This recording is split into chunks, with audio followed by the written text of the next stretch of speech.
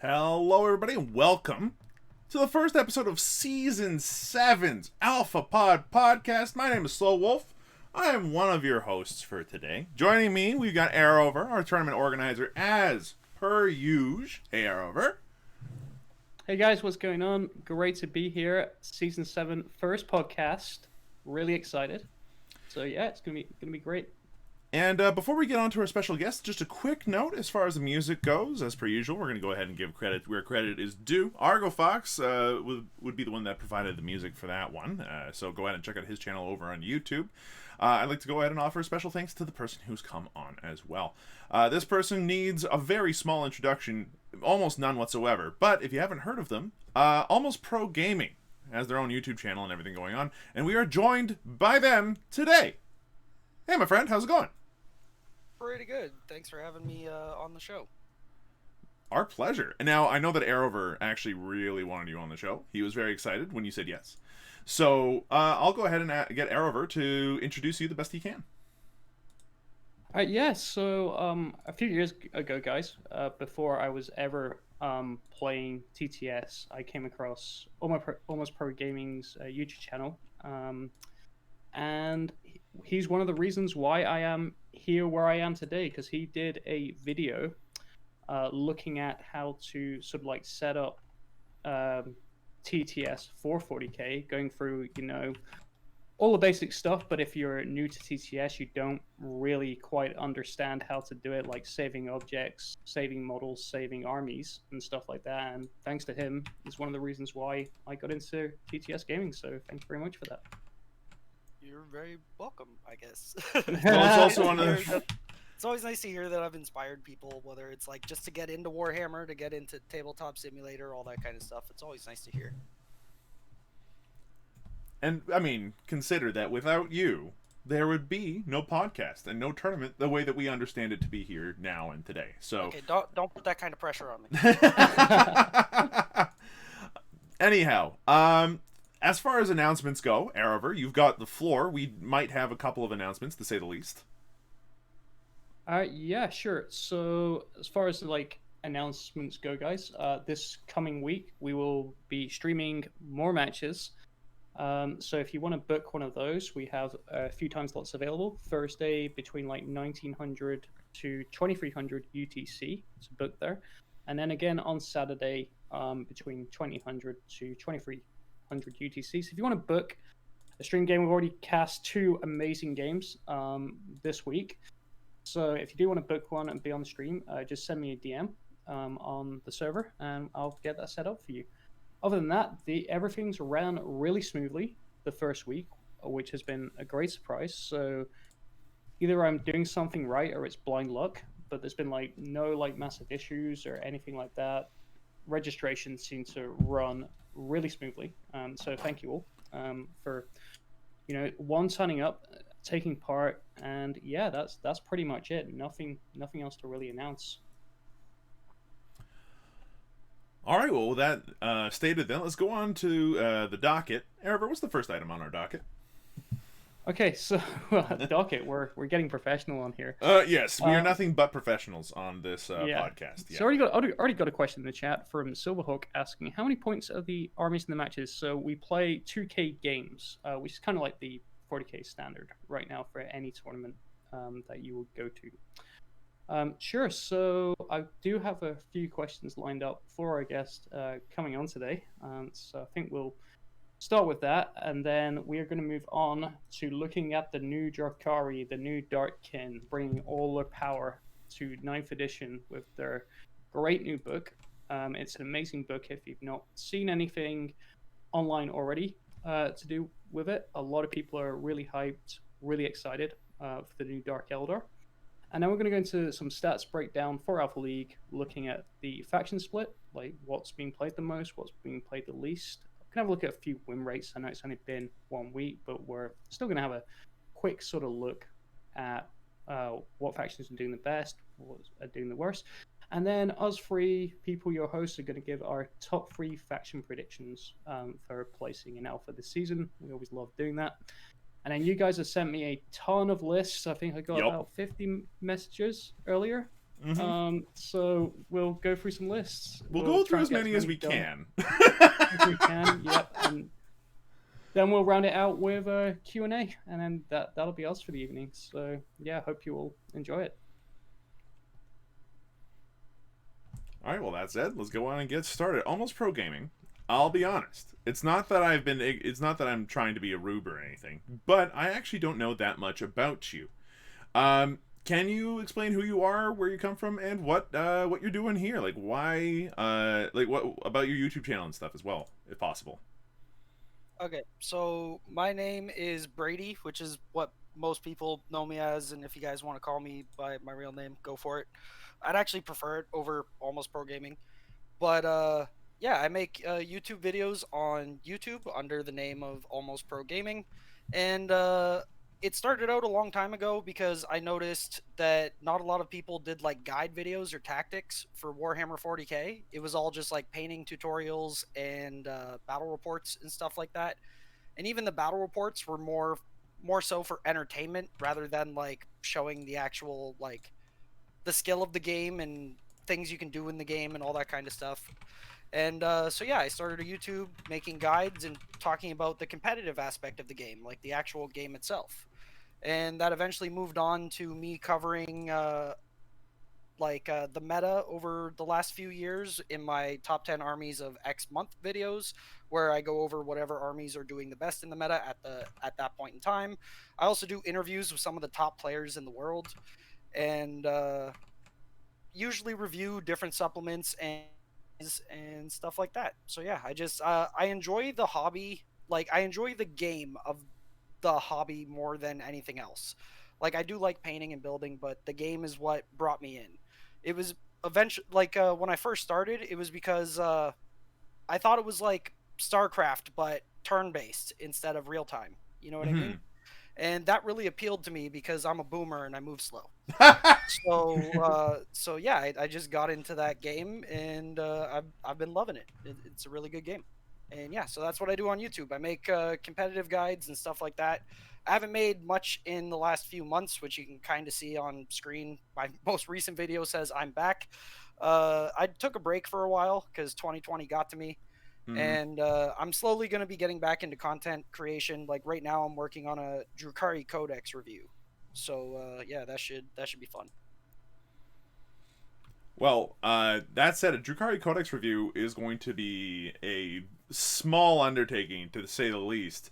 Um, we, unfortunately, in Season 7, don't have the book within our rule set this time, which is a shame, because it seems like a lot of people really enjoy the new Codex and what it has to offer.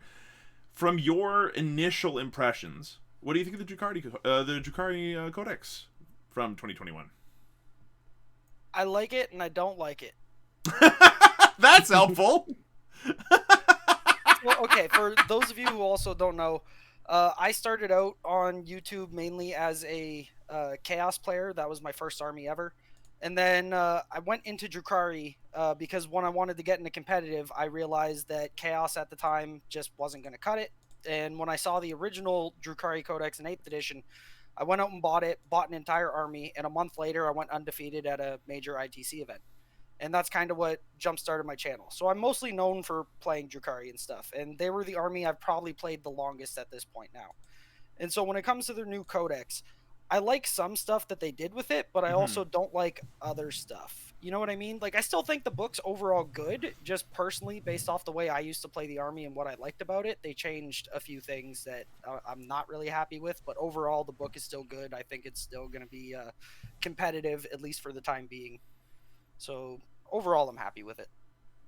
Yeah, that's good first point, and we'll get into that a bit more in a bit. How did you get into Warhammer 40k? I know you explained a bit about StarCraft, but what was your sort of like hobby journey? And you mentioned Chaos. How come you ended up picking Chaos out of the vast array of factions to play? Okay, so one thing that some people, fans of the channel, might have heard me talk about in a couple videos, but I've never really gone too in depth on it. But for about 4 or 5 years of my life, which I call like the dark years, I was extremely depressed. I didn't get out of my house much. I didn't do much of anything except for like sit at home and play video games, which wasn't really like a good life to be in. And so eventually I realized I need a hobby. I need something to go out, put me face to face with someone, let me interact with people, let me talk to people, make some friends. And I ended up just going to Google and I typed in something like nerdy hobbies or something like that, and Warhammer popped up, and it was a video of Dave from Mini Wargaming playing Khorne Demonkin in 7th edition. And I saw that and I was like, wait, this game looks like StarCraft but turn-based. And I was like, and the army he's using looks like it's StarCraft Marines mixed with demons from Diablo 2. I want to play that army. That looks cool. Because those were my two favorite games growing up, was the original StarCraft, Brood War, and Diablo 2. I played a lot of those games. I played those games a lot. And so when I saw Khorne Demonkin and I saw like the blood letters and then beside the Space Marines, I'm like, yeah, that's my army. I'm getting that and I'm playing that. Yeah, sounds good. And you actually went to Mini Wargaming as well, didn't you? And played. Yeah, I've been to Mini Wargaming 2 or 3 times. Whoa. Awesome. I'd love to. That if I've got one reason to go to Canada, if it's not just to hang out with you lovely folk there, would definitely to be go and play a game there. Yeah, I only live about a 3-hour drive away from them. That's what made it so easy for me to go. No shit. Nice. Yep. Oh, well, I live pretty close by to them too, so that's sick. Mind you, it's awesome that you got to actually go there. Did you have a battle report recorded there?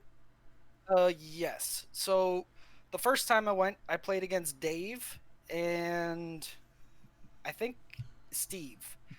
The battle report with Steve, I don't think made it on there. The battle report with Dave was put behind their paywall, like on the vault.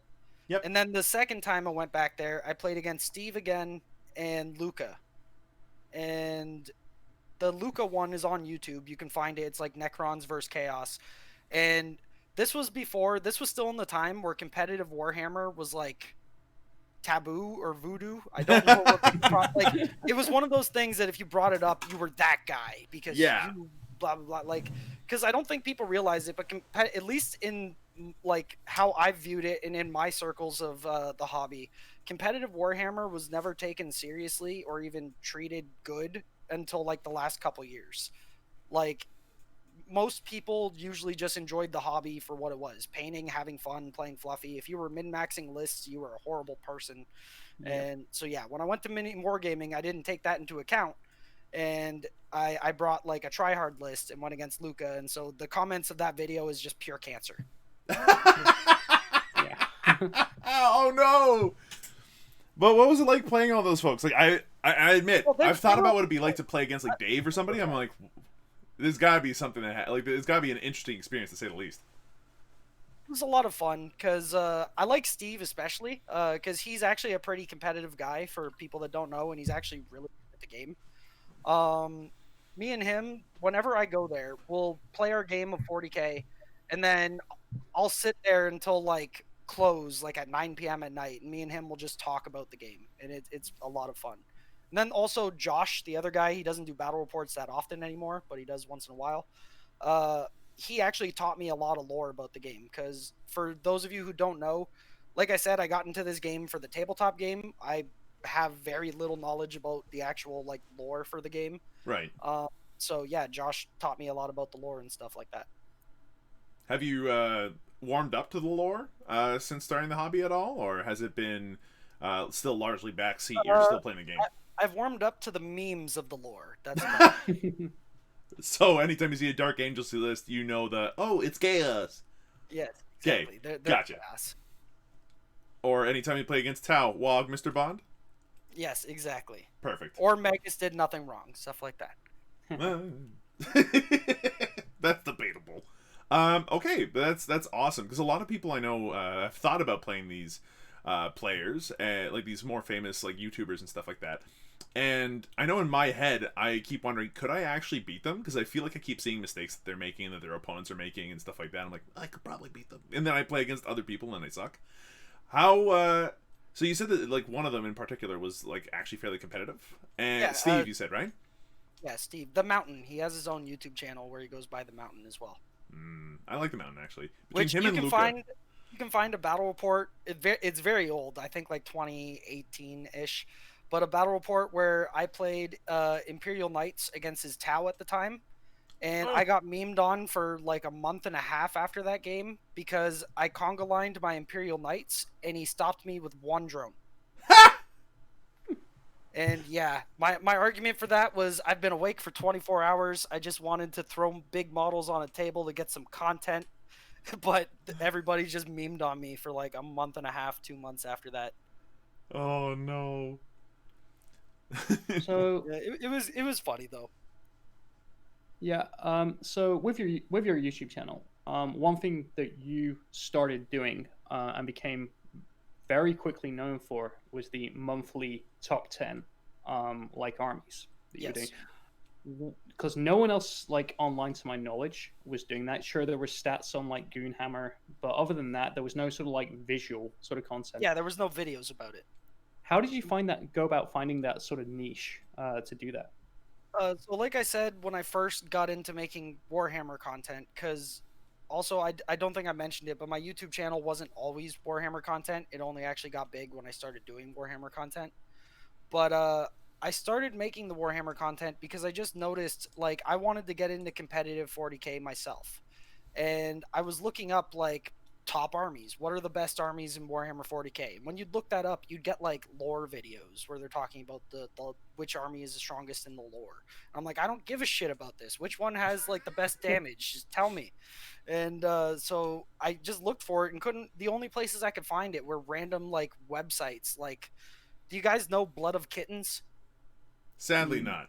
There's a website called Blood of Kittens. It's like a blog or vlog or whatever, and the guy just posted like tournament results for tournaments, and that's where for the majority of the top 10 armies videos, that's where I got those placings was from him. Because back then I didn't even know that not Battlescribe. What's the other app? The Best Coast Pairings. I didn't even know Best Coast Pairings existed back when I first started that. So I got all of the tournament results from that guy's blog, and yeah, I just noticed like, hey, it's only like there's no one making videos talking about competitive stuff. And I'm also into competitive like other games, like mainly League of Legends and Smash Brothers. And I watch like quote unquote educational content on those games all the time to try to get better and whatnot. And I was like, why is there none of that for Warhammer? And so once I got to a point where I figured I was good enough to actually teach the game, I started talking about competitive, started talking about why armies are doing so well and all that kind of stuff. I just found that no one was doing that type of content, so I was like, I will fill that hole.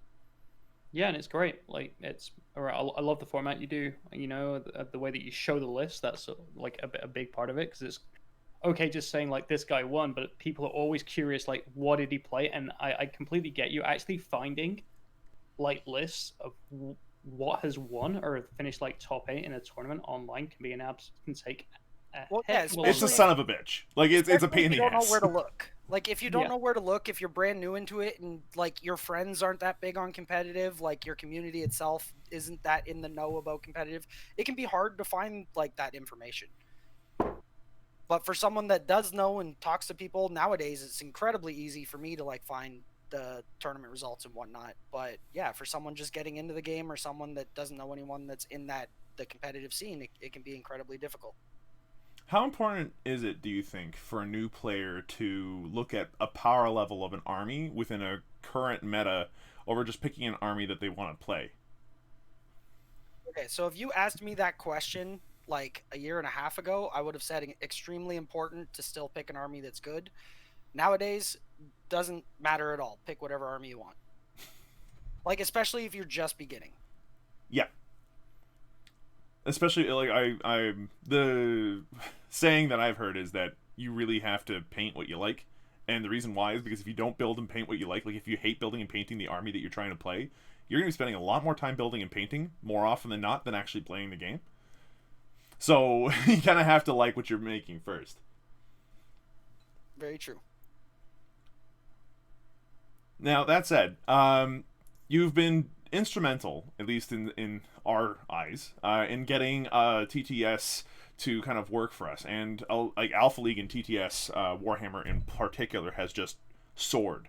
Going into like now that you're back on YouTube and everything, Do you expect that your tier lists are going to be reflecting the internet meta as far as you can tell, or are you going to be focusing more on whatever like over the board games and tournaments that you can find?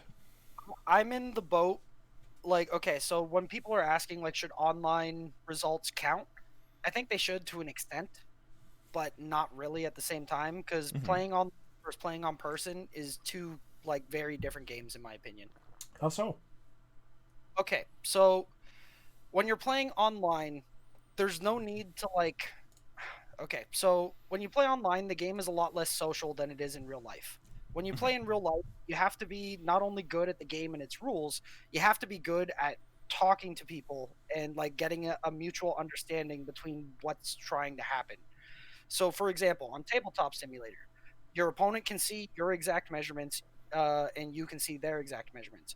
In real life, somebody might push their model half an inch farther than they should have, which is usually accidental and stuff. So it's really hard to measure with a thing on a real table, right? So there's things where you have to like in you don't have to do this on TTS, but in real life, this is something you would have to do. And I'm actually thinking about making a video on this. So, say if I go to move my unit of guardsmen, they're 6 inches plus advanced, whatever.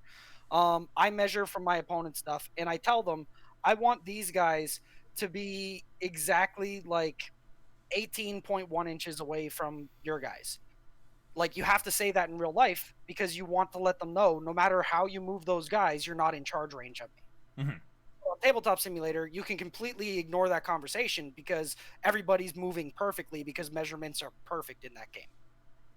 So that's just one example of how the game is different in real life versus on tabletop. Because in real life, there could be that asshole that's purposely pushing his guy a little too far. Now, you can't argue with him because you didn't bring it up beforehand that you purposely put them far enough away. If you bring it up at that point, he's going to be like, no, you didn't do that. You just are saying it now to get yourself out of trouble. So, Mm-hmm. you know what I mean? It's like, it's knowing these types of things. And I even kind of have a video on it already, which is like how to deal with that guy or something. I forget what the title of the video was, but it was talking about like the super competitive players that will use every little advantage they can get. And there's certain things that in the real game you have to talk about it and explain to your opponent so that they understand that there's literally no way around it unless they cheat. You know what I mean? Yeah, I agree with what you're saying. Like, like I'm a big like real world player, kind of think that go to locals, go to game stores, and this and the other. And the one thing that when I made the transition to start playing on TTS, the one thing that surprised me was the amount of over measuring that occurred, and I completely get what you're saying. Like, absolutely everything was being like measured out 100%. There'd be people taking like 30 minutes to measure rather than just saying, well, my intent is this, which you would do in like a real life game, especially on like a chess club, right? Mm-hmm. So yeah, that was a big thing. The other thing I kind of agree with you saying about like for the purposes of stats for TTS, TTS is just literally like pixels. There's no like stock levels for one, so models go out of stock, they become more difficult to get hold of. Well, that's what also another thing. Sorry to interrupt, but one more No thing. worries. Reminded me. Carry So, like with TTS as well, it's much different than real life because in real life you need the money to play the optimal list. On TTS, you find the models, you play with them. So there's a lot of lists, like especially like horde lists and stuff that use a lot of stuff that would cost you like $2,000 in real life. You're going to see that a lot more on Tabletop Simulator than you would actually see at a tournament. So I believe like Tabletop Simulator meta versus what would be the meta in real life would be very different. Yeah, especially with stuff like for AdMech when we've got AdMech lists on here that can go up to 27 Cerberus Raiders, for instance, and like nobody has that in real life. Yeah, exactly. No one has that. Sometimes Games Workshop goes out of stock a lot, especially during the pandemic and whatnot. So there's a lot of stuff that you just might not get your hands on. Like I remember back when Space Marines first became OP in 8th edition, and everybody and their mother wanted Centurions. You could not buy Centurions from Games Workshop because they were sold out. Them and Thunderfire cannons. I remember it took like 6 months for me to get a Thunderfire cannon. But yeah, stuff like that happens in real life too. So not everyone can run the most optimal list because stuff gets sold out, and sometimes maybe you just don't have the money to do all that. And then with the rules that like the ITC added in, where like your whole army has to be like painted the same. You can't just borrow your friends' models and have like 90 different colors of Marines. Yeah, yeah. So yeah, I think the meta on Tabletop Simulator is or would be very different from the meta in real life for the most part. Honest, like, there will be people that have a lot of money that can do the stuff that they would do on Tabletop Simulator, but it would be less often. For sure. It would definitely be a minority of players. And even those minority of players are definitely the people that chase the meta really hard and make that like the primary focus of their hobby rather than someone that plays locally over the board in like local tournaments, RTTs, that kind of thing. Yep. Okay, so that makes sense as far as a meta perspective goes. Now, do you think that as a result of that, the armies that you're covering, like in your tier lists that you've been doing and stuff like that, would that drastically change the tier lists based off of what you've seen from the tabletop and the TTS metas? Or okay, so if we're talking about my tier lists, which are different than the top 10 armies, oh, because top 10 armies are me just talking about what actually did good. Whereas my tier lists, I'm always talking about the potential an army has. Because I do believe there's some armies out there that are really good, just nobody plays them. mm-hmm. So, yeah, my tier lists are a little bit different because my tier lists are more so opinion-based, whereas the top 10 armies is more so, like, result-based. Yeah, okay, that makes sense. As of right now, then, where do you see, how do you see the health of the game from what you've seen from coming back? There's too much -1 damage. Yeah, okay. No, I'm willing to buy that. I play Tau. My heavy burst cannons are very sad. Yeah, cause like, okay, for example, I'm looking at the Drukhari Codex, and I'm like, oh, Venoms now, their Splinter Cannons are 2 damage. That's amazing. Oh, wait, I'm against Death Guard. Shit. Yeah. Or Dark Angels or Space Marines with Dreadnoughts, yeah. Yeah, or like Dark Angels with their Terminators and the stupid them.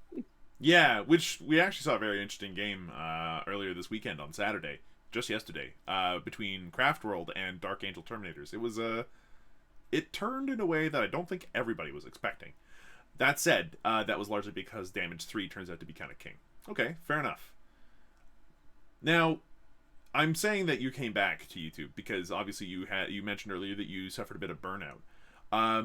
What's it like creating content, and when you're going through a burnout situation like that, what did you end up doing to kind of keep your head steady and keep trucking forward? Because obviously mental health right now is a thing for a lot of us, and one of the reasons why we play is the social aspect of it. But like, why when it comes to that, does like what did you do to kind of offset that kind of the kind of stuff that's going on right now in the world? Played a lot of video games. Have you ever heard of Valheim? Dude, have I ever? It's a good game. That game. Yeah. Mine's been Risk of Rain 2 recently, but yeah, Valheim's pretty sick. Oh, no, that was basically it. Is like, so 2020, I still haven't seen like a friend in person since February 10th of 2020. That was the last tournament that I attended. Mm-hmm. And so I haven't really seen anybody in person. And like I was mentioning to Arrovor before the stream started, I help take care of my grandma. So I only see her like maybe once a week, just help her clean up and do some stuff like that. So even when there were tournaments and stuff, they're like, oh, we're wearing masks, we're being safe. I'm like, nope, I'm not risking it, because if I get sick and I don't know it, because that's the scariest thing too, is like with COVID, you could be sick and pass it on without even knowing you have it. And if I were to like giving it to my grandma or something, I would feel horrible, never forgive myself. So I was just like, yeah, I'm not going anywhere. Yeah, no, that makes sense. I think a lot of people are in similar situations. Yeah, so when it came to like, I don't know, trying to keep my mental up, I just relied on my I don't know, I can't call them online friends because they're like my best friends in the world, but I have 2 friends that live in Mississippi in the States that I met playing League of Legends like 8 years ago. Mm-hmm. And they're really, really good friends of mine. So I would just spend a lot of time just playing either League or Valheim or something and just chatting with them on Discord. That was basically my social life for the last like year. Yeah. And so that helped a lot. And so when I took my break from making content and stuff, I was mainly just trying to spend as much time with like them and other friends on Discord and stuff, and just trying to have somewhat of a social life, even if it's only digital. Yeah, that seems to be a pretty key thing, is making sure that you keep up that social aspect. That said, I know you said earlier that when it comes to TTS, that the social aspect seems to be missing. Do you think it's possible to still play over TTS and have that social aspect to make it feel like a beer and pretzels game? Yeah, obviously it still can, but it's still like it's not the same. Like a digital hangout, in my opinion, will never be better than like an in real life hangout. Yeah, of course. There's a reason why we're all suffering cabin fever. Yeah, exactly. You can only get so much from it, and yeah, I guess that's it. Just playing in person is just, I don't know, it's better. You actually get to see another person. You can actually shake their hand, or after COVID's done, I don't know if handshaking is coming back, but you know what I mean. Like it's just so much better in person. You can roll physical dice. Like I haven't touched my dice. I haven't touched a single model in like a year. It's so sad.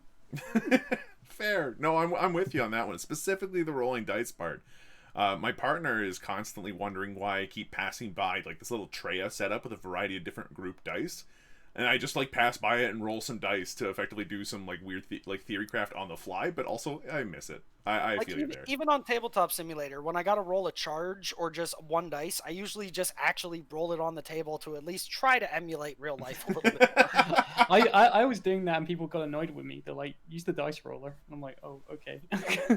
Yeah, and like especially when you're in a competitive setting, I can see that happening. But like, I imagine that in a friendlier game that'd be allowed.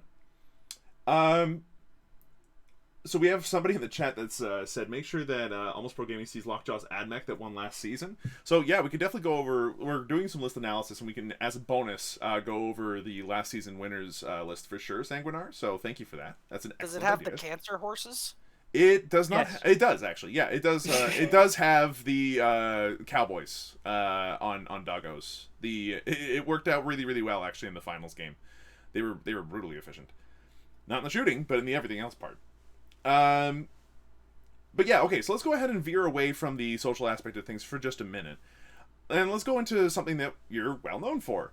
When it comes to you coming back and everything, you must have already started to look at the meta and different armies and all that stuff. When we're looking at different armies, which ones do you think right now are like which are the like 3 armies right now that you think are struggling the most in this current meta? I got a list. Let me find it. Yay! I love lists. Makes things real easy because I've got my pick of 3, for sure. But I'm wondering what you're thinking in particular, since you've been doing this a lot longer than I have. Okay, so this is based off of playing them as pure solo armies, so no help from any sort of allies or anything like that. Okay. Worst in the game, Tau. Second worst, Thousand Suns. Third, Craft Worlds. Okay. Interesting. So, Tau, look, I play Tau. I hear you.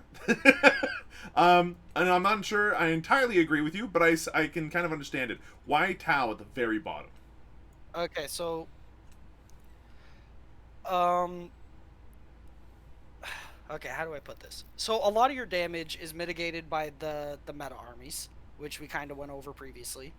Also, mobility is like king in this edition so far, in my opinion. And Tau, usually, like, their whole playstyle is just irrelevant in this edition. You know what I mean? Like, kind of grouping up, gun line, all that kind of stuff. Okay. It just, I don't know. I just haven't been able to see anybody make them work, like, for all of 9th edition, pretty much. Fair enough. All right, Thousand Suns. Why are they down here? Thousand Suns are down there because everything that they do, like normal Space Marines, do better, except for the Psychic. Obviously, like Magnus is still pretty much unrivaled when it comes to Psychic, but Magnus is still like he takes up a quarter of your army, and then if the rest of your army is Thousand Suns stuff, it's not like that durable.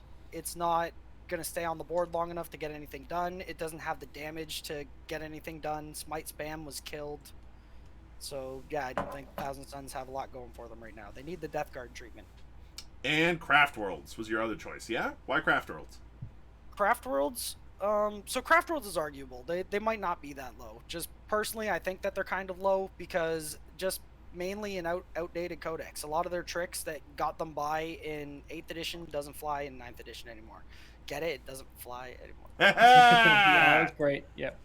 That's them. Smooth. Moving on, though. So a lot of the tricks don't fly in 8th edition. That's fair. Chat has a couple of other ideas, though. I'm going to go ahead and run a couple by you. Sanguinary pipes back up and mentions 3 factions of his own. We got the GSC, the Imperial Knights, and Khorne Demons. Where would you slot GSC? Because I'm curious about this one. Give me a sec. Let me find the list again. I love lists. Lists are good. They're not much higher. But you placed them higher nonetheless. I placed them higher nonetheless. Okay. Gut reaction. Why? They just have some of their tricks still work in 9th edition that allows them to just like pop up all over the place and get board control. And so it's one of those armies that's like you're probably going to get tabled, but you'll get tabled with more points than your opponent. Okay. Imperial Knights. Imperial Knights, they're like, again, if you're playing them solo, they're just underneath Gene Stealer Cult, actually. I have them and Chaos Knights like in the bottom as well, just above Craft Worlds. I feel like, again, with the game being more so about controlling objectives and less so about killing stuff, plus with like all the nerfs Knights received with 9th edition coming around, like, I don't know, they just let me think. So like it's hard to hold objectives with them because like say you have a knight like that you want to go in and make use of him stomping on people, but you can't do that with him because he's got to sit on the objective in your deployment zone. Right. And that's like a 500 point objective holder that's not making use of half of their damage capabilities. So I feel like that's kind of the problem with knights, is because even if you have a shooting knight, he's still a melee knight because you get in there and stomp on people. Right. And so when you can't use half of that because you're stuck, like you have to sit on the objective, otherwise it's going to be the same thing like I said before, except the opposite. You'll table your opponent, but you'll have less points at the end of the game. Okay. And then Khorne Demons was the last thing they brought up. Okay. I'm not even sure if anybody's thought about Khorne Demons in the last year. Sorry. Where do you think Khorne Demons go? So if you're saying just Khorne Demons and not like demons altogether, then yeah, Khorne Demons are probably pretty low too. Yeah, but as soon as you say demons as a whole, suddenly that changes the whole story, yes, doesn't it? That changes it and makes it, because I actually think demons are pretty good. Actually, according to Pants, we have a Khorne Demons list who's currently 1-0. So, you know, that's something. Woot, woot. Yeah, woot woot. All right, let's go into a happier note then. What about the top 3? Your top 3 solo non-soupy armies. Archangels, Sisters of Battle, Harlequins. Okay, yeah, I've got no argument with any of those really. Although it was I don't think anyone would. Where are Death Guard? Where did Death Guard sit? Right underneath that. Okay, that's fine. Now, it's worth mentioning, actually, Craft Worlds came up with a really good game on Saturday, and as I mentioned before, they actually beat a Dark Angels list yesterday in what was a really strong showing. When it comes to potential for beating a meta army, like for tooling towards a meta, are there any armies that you think have some potential right now that could beat those top 3? Or is it still kind of something you haven't analyzed yet? So, what do you mean when you say beat them? Like, get more points than them? Like, yeah, I'm talking like damage them? nearly tabled them and beat them 80-something to 50 something. Well, I don't think anything's nearly tabling them.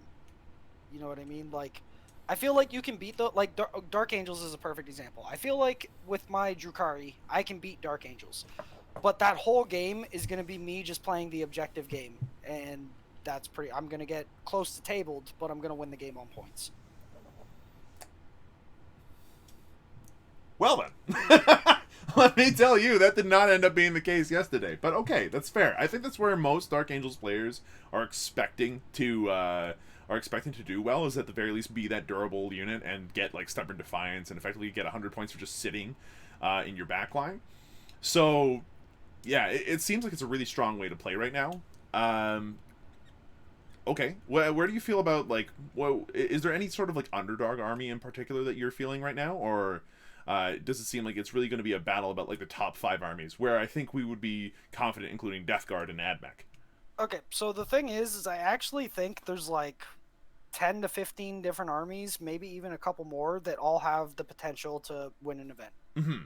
I actually think the game, for the most part, is in a really good spot. But that's less so about the new codexes having obvious power creep, or yeah, less so about that, and more so about 9th edition just being really well designed, I think. Right. Right, that makes sense. Arrovor, do you have any questions?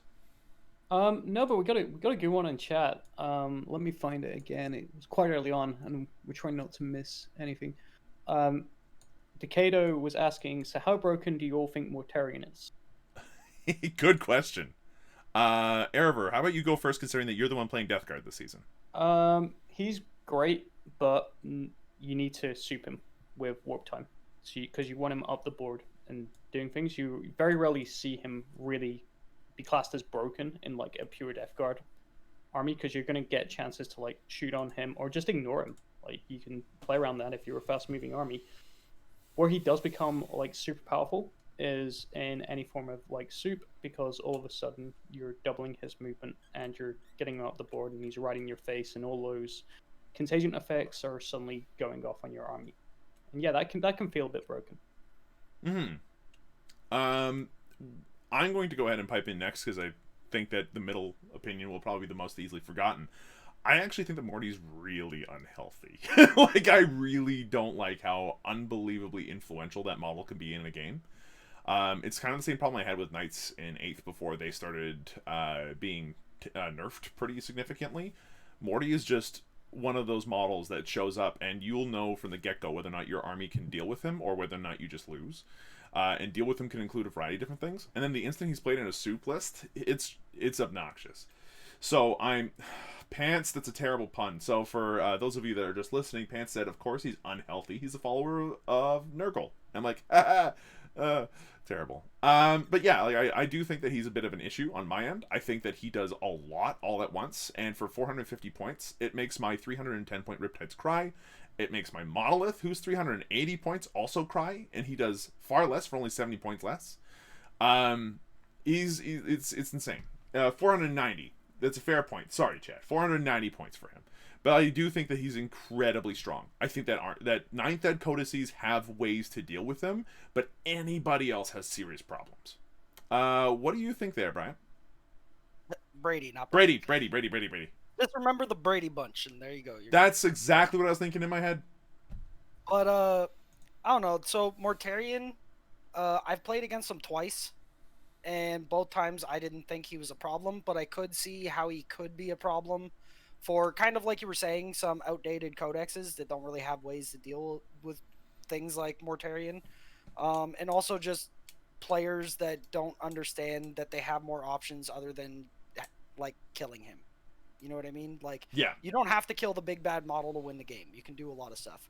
Like, speaking of which, I'm probably in the minority here, but I really, really miss the Castellan meta. What? Please go into more detail. So I don't own a Castellan. I don't play them. But I was like almost undefeated against like the Castellan lists back when that was a thing. So I kind of miss it just because it was like, for me, it was the easiest meta. Yeah. Like you knew what was going to be on like 50% of tables. You know what I mean?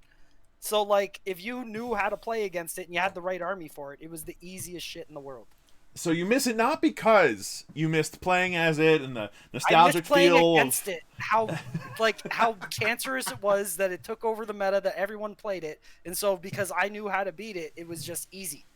I have to agree with that. Like I was just running like Holoquin bikes at the time, and it's like Castellan high, and that was back before like Doom Nerf as well. So yeah, it was like really easy counter, and then they just lose like 400 plus points in the turn. Yeah, and then it became 600 plus points. Yep.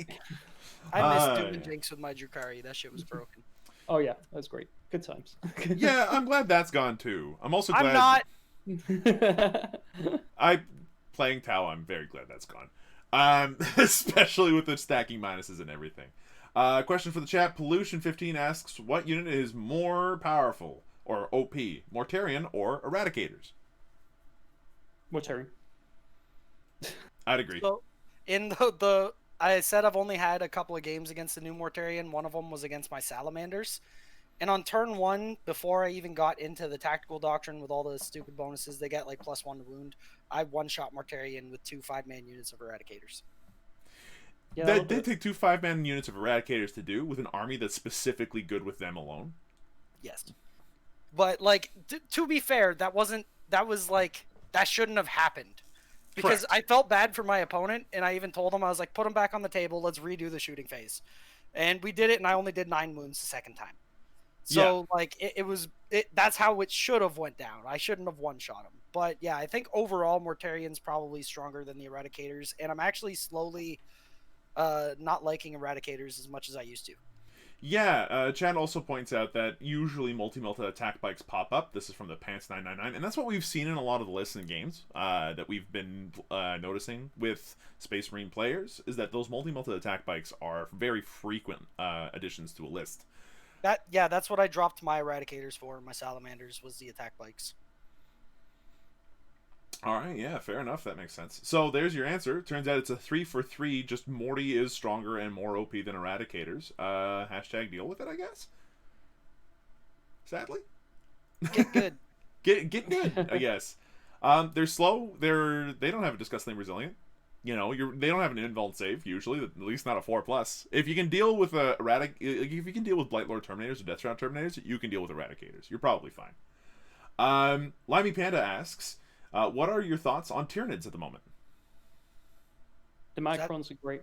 That's what I'm going to say. I was going to say, is that directed at me? Or? It's kind of directed at everybody, but it's directed at all of us. Tyranids, I think, are cool right now. That the Demacrolaladom, whatever the hell it's called. Yeah, I played against, I don't know if you guys saw that, but I did a game against Magikarp Use Fly on stream, and he brought 3 of those against my my Salamanders, and yeah, Meltas just ate them alive. But I don't know, I think they're good. I still like their Horde stuff, especially right now, because a lot of people seem to be gearing up to take on the Elite stuff, so they might not be fully capable of taking on Hordes. Mm-hmm. And yeah, I still think like Gaunt Spam, if you're good at the movement phase and all the shenanigans that come with piling in and using those stratagems that Tyranids have to be able to do that kind of stuff, then yeah, I think Tyranids can still be okay. I don't think they're like top tier or anything like that, but I think they can still win a tournament here or there. Yeah, I'd agree with you. They have. John Lennon ended up winning a GT recently with a double Demacron list. And Colin Sherman's been playing a really strong double Demacron list that has been wrecking White Scars lists up and down the block. White Scars being one of those factions of Space Marine that seems to be doing, like, that is on paper very powerful, but is also very hard to play. So I'm sorry to cut you off, but I got a funny story about the Demaca, whatever they're called. Dima. So for those of you who don't know, I offer coaching and custom lists on my Patreon. And one of my patrons, he was like, give me 1,000-point Tyranid list to beat my friend who thinks Tyranids can't win. So his list was a Swarm Lord, 2 of those Dima things, and some Hive Guard. And yeah, he was like, yeah, my friend thinks they can win now. Well, admittedly, when I look at the Dima list, I hate that they are costed so well. 230 points for that model is super aggressively costed as far as I'm concerned, because that thing hits aggressively hard. Like, it's a truck that leaps over buildings. And you can't really stop it either. The thing leaps over buildings and shit. It's so good. Yeah, and because you can just back rank deploy it like super far out of range, and it will still get into you if it wants to, because Kraken does that. Like, it's insane. They've effectively replaced the Gene Stealer blob, but have done so more efficiently and better, and played properly, they're gross. Played properly, they absolutely wreck most Space Marine lists. So Alex Diablox Lubo has asked whether or not you think the Talon Master effectively is something that needs to be nerfed. So how would you nerf the Talon Master? So they implicitly believe it needs to be nerfed. I think he's way too good for his points with Arbiter's Gaze. That's the thing that allows it to hit on 2s all the time. Would you nerf the Relic or the model? I'd remove it from the game entirely. No, I'm just kidding. But I don't know. I actually think he's fine. for the most part. Yeah, I tend to agree. Just because like I know it's a lot of shots, but it's a lot of shots on a relatively like squishy body that you can't really go too fast with unless if it gets outpaced. It's like a cold Star Commander.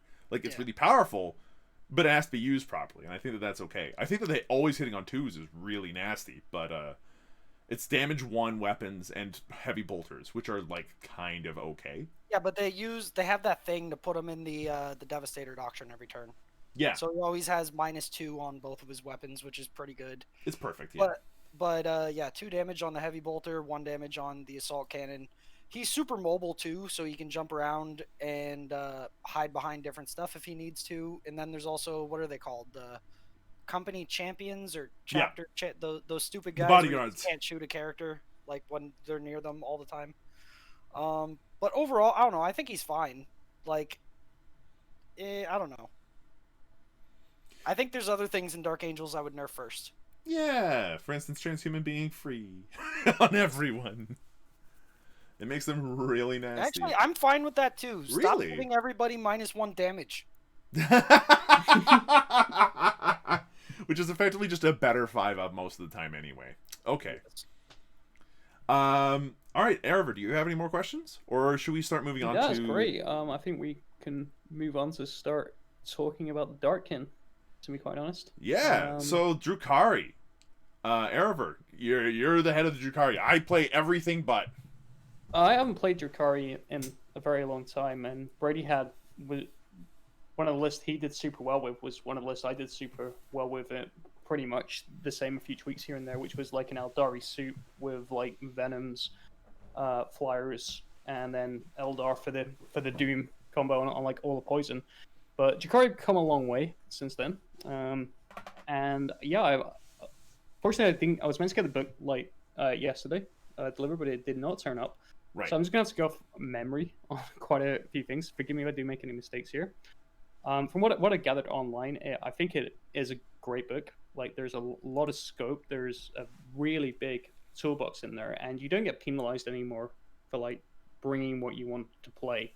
You don't have to have everything in like separate like detachments anymore. You can just like have a Space Raider Force, I believe it's called. I don't know if he came up with that name. It sounds a little bit like, I don't know, 80s cartoony to me, like the Space Raiders, you know.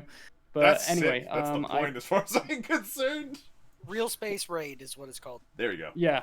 All right. So okay. And yes, you can have everything in Raiders. one detachment. Your Archon now just gives like reroll 1s to hit to core, regardless of what they are, which is kind of cool. Yeah. What are your thoughts on this one, Brady? Like the Dark Eldar new book. So I like the book a lot. Like I said, though, they took some stuff away that I really liked, but then they also gave us other things that I like now. I feel like they really embraced the glass cannon part of Drukhari. Mm-hmm. And that's kind of what the army feels like. Like, it was... what's the word I'm looking for? It was a very big shock and a rude awakening when I went to go play them again for the first time in like a year. And I was just like, oh shit, my stuff dies fast. I can't play this like I'm playing Space Marines anymore. Like, because that's what I've been playing for the last year, which is a completely different play style than Army. And I was talking to my buddy about this. I feel like Drukhari is definitely a thinking man's army. Like, I don't think it's just going to auto-win you games unless you're against, like, really bad opponents and really bad lists. But, like, at the competitive level, I think Drukhari will only do good when in the hands of, like, a very skilled player. They do have the tools to make everything work properly, but at the same time, if you make one misstep, you're going to lose a ton of stuff for it. Yeah. Yeah, that seems about right, and that's always been the way I've seen Drukhari. Just from having played against them, and even like back in 3rd edition, that was kind of like what I felt they were supposed to be like. But nowadays, like, the new codex seems to actually give them the teeth necessary. In before this codex, it seemed like they were really good at playing the objective, in the sense that they had a lot of little units all over the place. They were able to deny the primary, and they just always had to play scramblers and and engage in all fronts. So they had 2 secondaries that they always did well with. Now that they seem to have teeth, like an actual legitimate teeth. I saw a 75-point succubus wipe out like several hundred points of Vertex Praetors earlier today in a battle report. Disgusting. Like, do you, like, now that you say that it's a thinking man's game, do you think that those kinds of buffs puts them into like a good spot for the meta right now, or do you think that they do you think that this was the right decision to put Drukhari into, or did you feel like they needed to be moved in a different direction? Nope, I think it was the right way to do it because like Drukhari being a glass cannon is how I've always thought of them. It's just in 8th edition there was stupid tricks you could do that made them more durable than they should be, like making them -2 to hit because of lightning fast reflexes and being able to stack that. Stuff like that made them a little bit more. Oh, and also like 6-up feel no pains on your vehicles and stuff because of Blackheart. Yeah. Like just these little things that made them just a little bit more durable than what they deserve to be. Now I think it's more in line with like it fits their theme. They get in, they murder stuff, they get out. Like as far as I'm aware, that's how they're supposed to be. So Yep.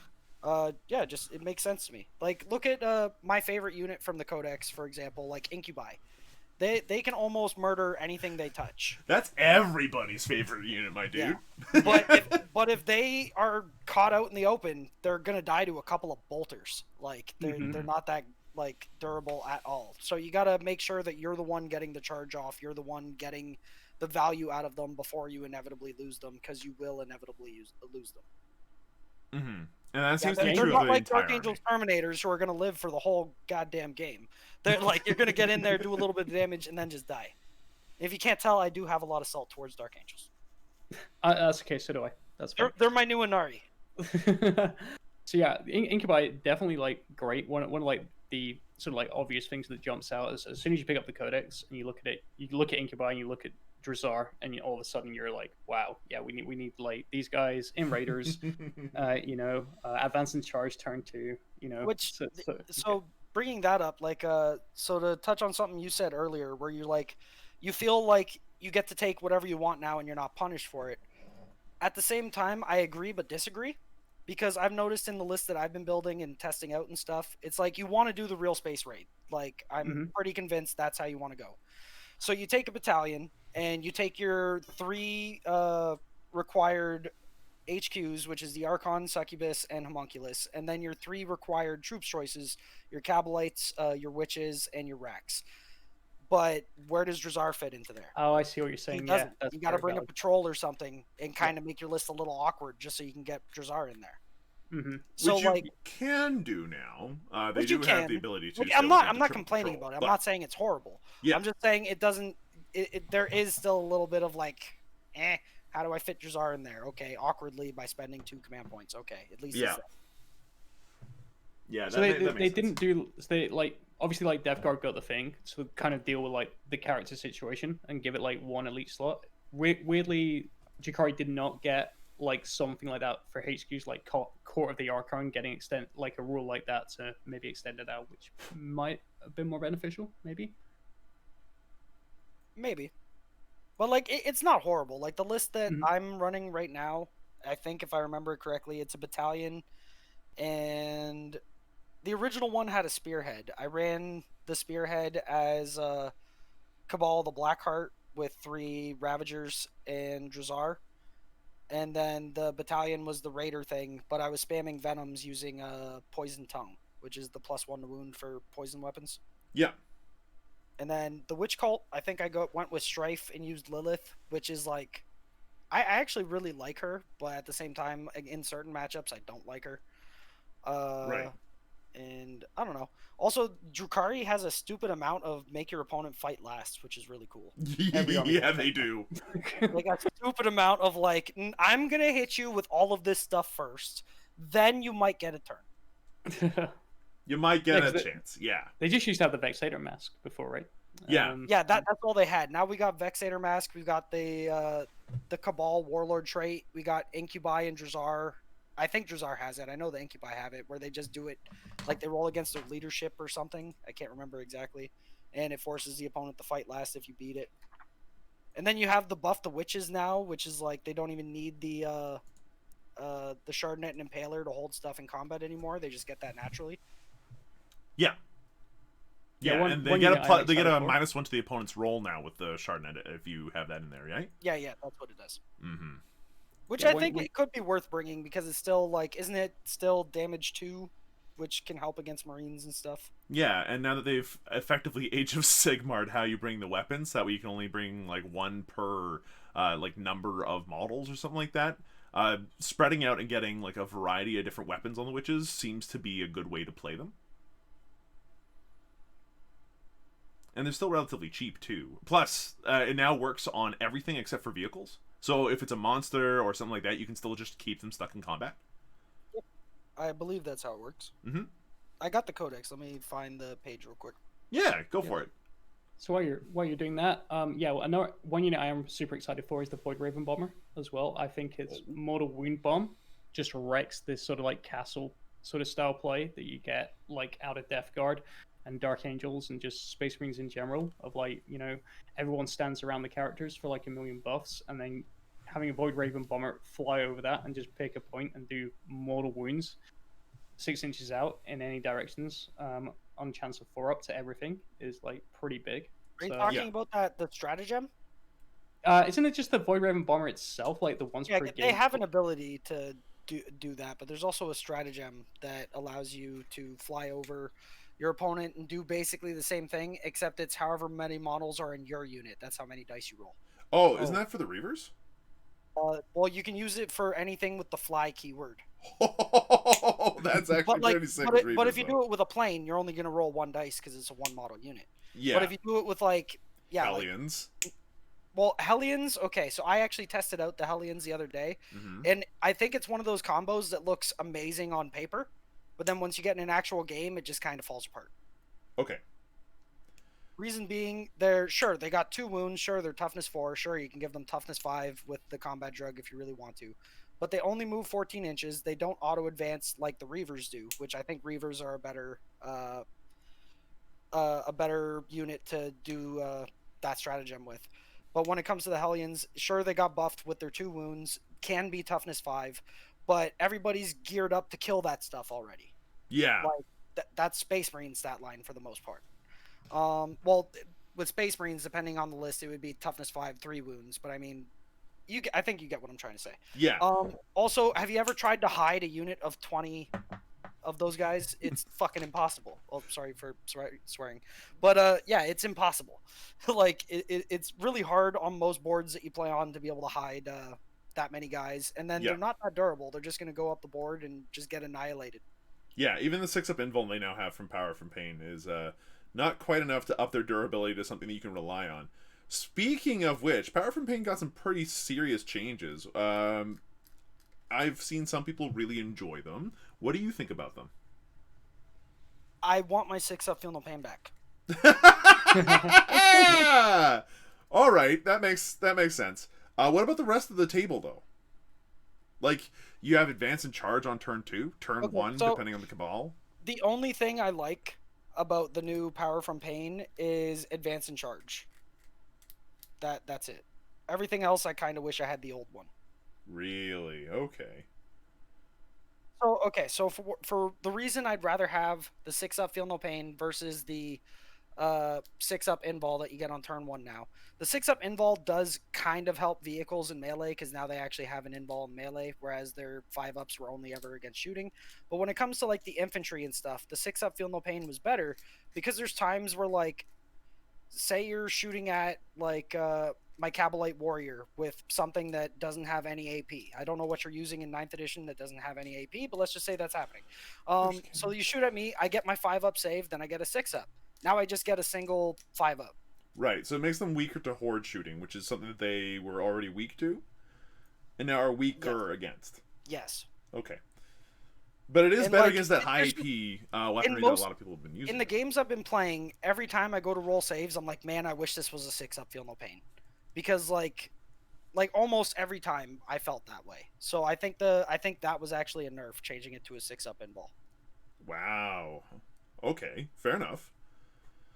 And then also just think about, well, I guess the what's it called? The Coven's whole thing now is they get what's it called? Something from Pain. They get a 5-up Feel No Pain now. Yeah. Which I like better, but they lost their 5-up invul.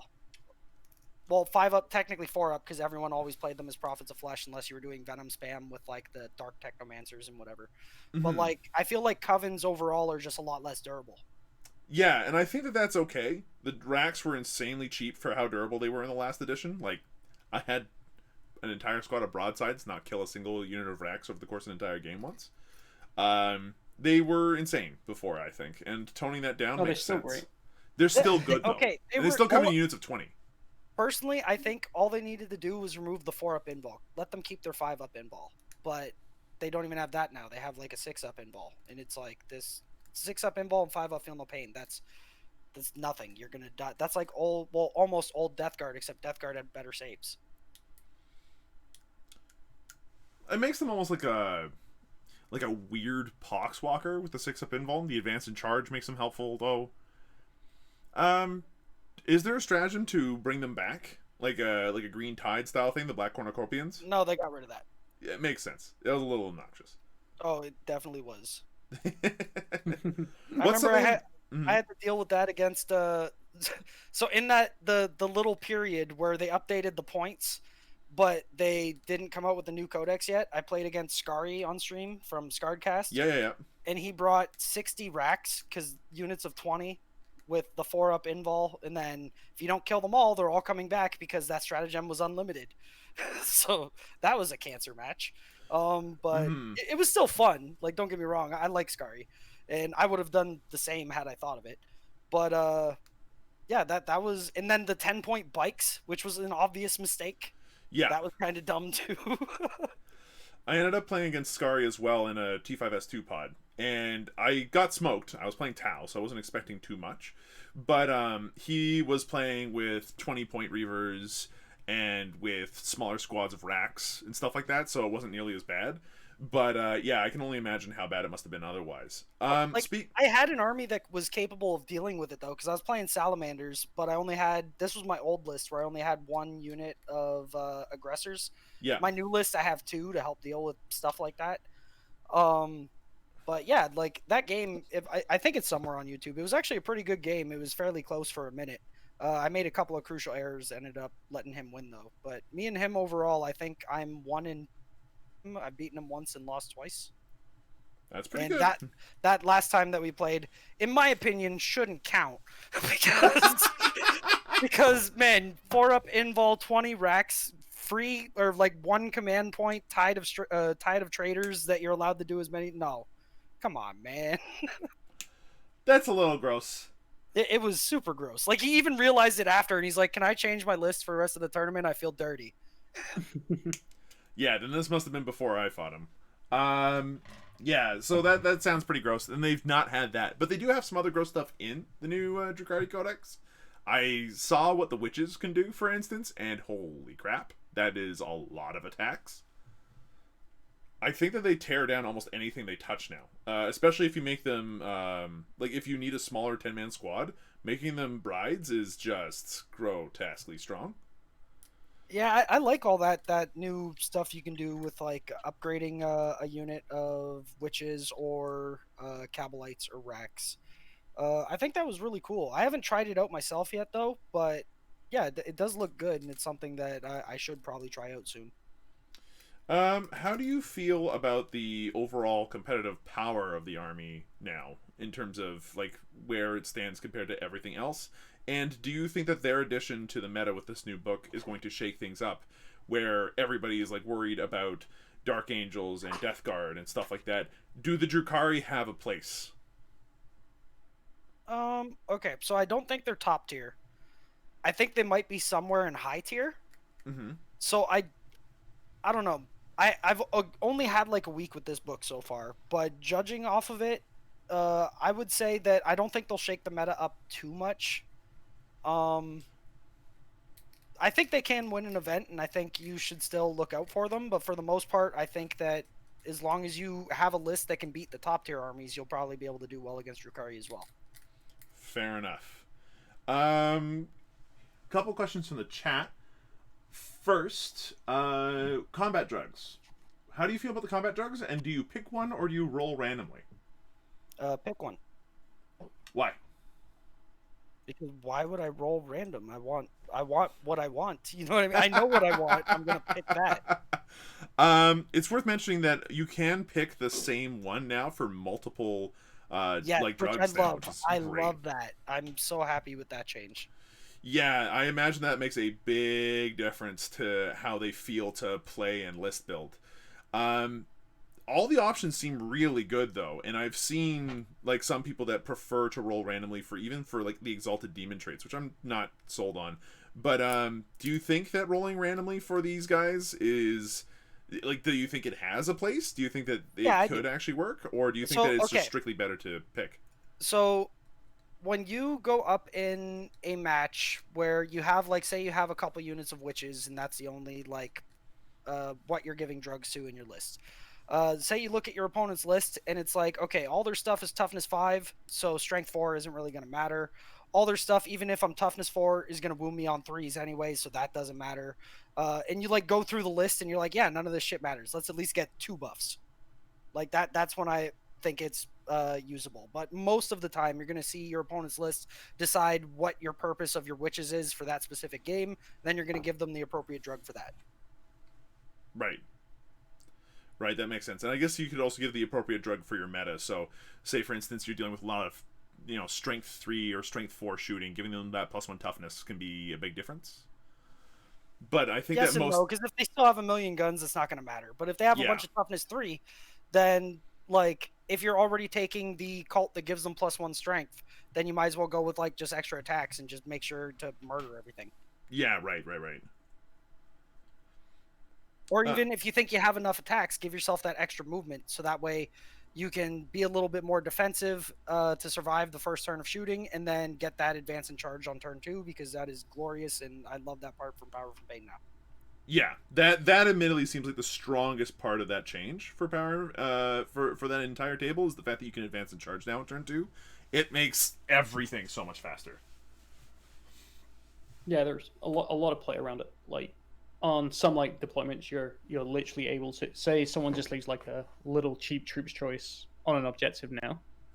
It means that you can just get into combat with it and kill it and neuter their primary if they're not like super careful. So yeah, definitely one of the biggest best changes is that advance and charge, for sure. There's been a couple of other changes too that might have something to say about like how future Eldari codices are looking. So, for instance, the Haywire was changed. Dark Lances got a bit of a glow up. Blasters also got their Melta rules changed up to be actually good again. And especially with stuff like the Trueborn squad that you can bring along, the Blasters might actually have a place that doesn't just end up being a meme. That said, do you think that you see anything in this codex that's maybe going to reflect on future Xenos, or in this case, Eldari codexes, or is this just all Drukhari and there's not really much to glean from this yet? I would assume so. I can't think of any off the top of my head, but I would assume like some of the changes, depending on the wording of it, like the other Eldars will get the same. Like I can't remember what the wording on like lightning fast reactions is now. I don't even.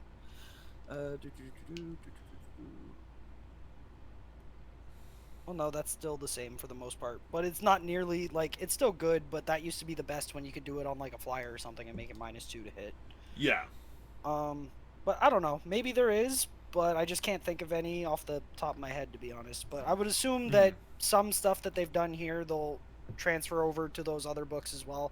Because we already know that's going to be a thing. Because when you look at, like, for example, Space Marines, when they came out, every Space Marine got transhuman in their codex before they decided to throw them all in the same codex and give out supplements. So I think it'll be the same for all the Eldar races, is they're going to get a few things that kind of are the same in each codex. Like lightning fast reactions is probably again going to be in all 3 of them. Yeah, that makes sense. Yeah, like Fire and Fade, Fame Retreat. Yeah, that too. Like the movement ones, the stuff that do that, because that's kind of what Eldar are known for, being really fast. Being stupid fast, even. How do you find the change to Vect, by the way? Good. I love it. I love it and hate it. Okay.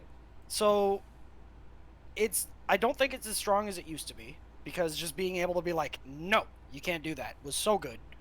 But at the same time, it was 4 command points, and when I used to play Drukhari, I felt like I get to do Vect 3 times, and that's pretty much my command points.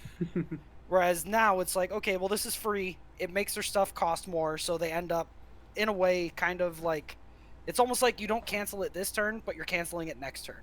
So it's like a future cancel in a way, because most people don't want to spend like a ton of command points doing that same thing over and over again.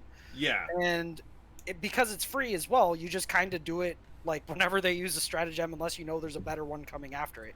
Or if there's a problematic stratagem, safe like it. Okay, let's assume that Gene Stealer cults or something like that get a similar change with how their Vect works. Okay. If Transhuman pops out, you could just be like, okay, that now costs 2 CP per use against that 5-man squad. Yes. That suddenly makes Transhuman really difficult to actually do. And, or like, I guess against Gravis Armor, being able to make it so that way you have a 2-up save just for 1 CP, now costing 2 CP makes it like that much harder to work into your plan. Yeah, exactly. And so it's still being annoying, which I like. And it gives you, what the part I love about it the most is you actually have command points to do other stuff while still being like manipulating how your opponent gets to use their stratagems. Yeah. The way I've seen Vect, and this is coming from a background where there is some magic card playing involved, is that there's 2 ways to do things. You can either counterspell, which is what the old Vect was, or you can use something like Pithing Needle, where you can, like, after someone's played it, or once you know it's in their deck, you can be like, okay, I'm going to name that card. You can't really use that one anymore. So that can still throw a wrench into plans that rely on that 1 command point stratagem. Some armies I can think of off the top of my head that would suck for, like Novok Necrons. You can't get that +1 attack on your warriors as easily anymore. Well, like they can, but they got to play. You're forcing your opponent to play more reserved with command points, and in my experience, the majority of people don't play that reserved with their command points, and so they're going to struggle with it because it's like, oh, I really need to re-roll this wound, but I need to save 3 command points for that stratagem because I got vected last turn. So, like, in a way, you're stopping other stratagems from being used at the same time if you look at it that way. For sure. And I think that probably the strongest one, or one of the strongest uses I can think of right now, is the Interrupt. Because you can't use it on command point rerolls, but you can use it on every other one of those stratagems in the core rulebook. And being able to stop interrupts, specifically when you're an army that's like, you fight last, you fight last, you fight last. You're doing a lot of multiple charges, and sometimes those fight lasts don't go off as you like, which gives an opportunity to do those interrupts. Making that cost 3 command points past the first one is pretty strong. Yeah, I like what they did with it overall, though, because it definitely feels more healthy, because your opponent still gets to play the game, so to speak. Yeah. But it makes your opponent like have to worry about their command points and how they go about doing things. And like I said, you're vecting 1 stratagem, but at the same time, you're stopping them from using other stratagems because now they need the command points to use the original stratagem again next turn. Yeah. Especially if it's something that's like completely based off of their strategy and whatnot. Yeah, I especially love that it's free. So it's just an option you always have. Yep. So like I said, if you're against certain armies where they don't have any super problematic stratagems, you just kind of do it whenever they do a stratagem. Unless, again, you know there's something better coming that phase that you need to do it against.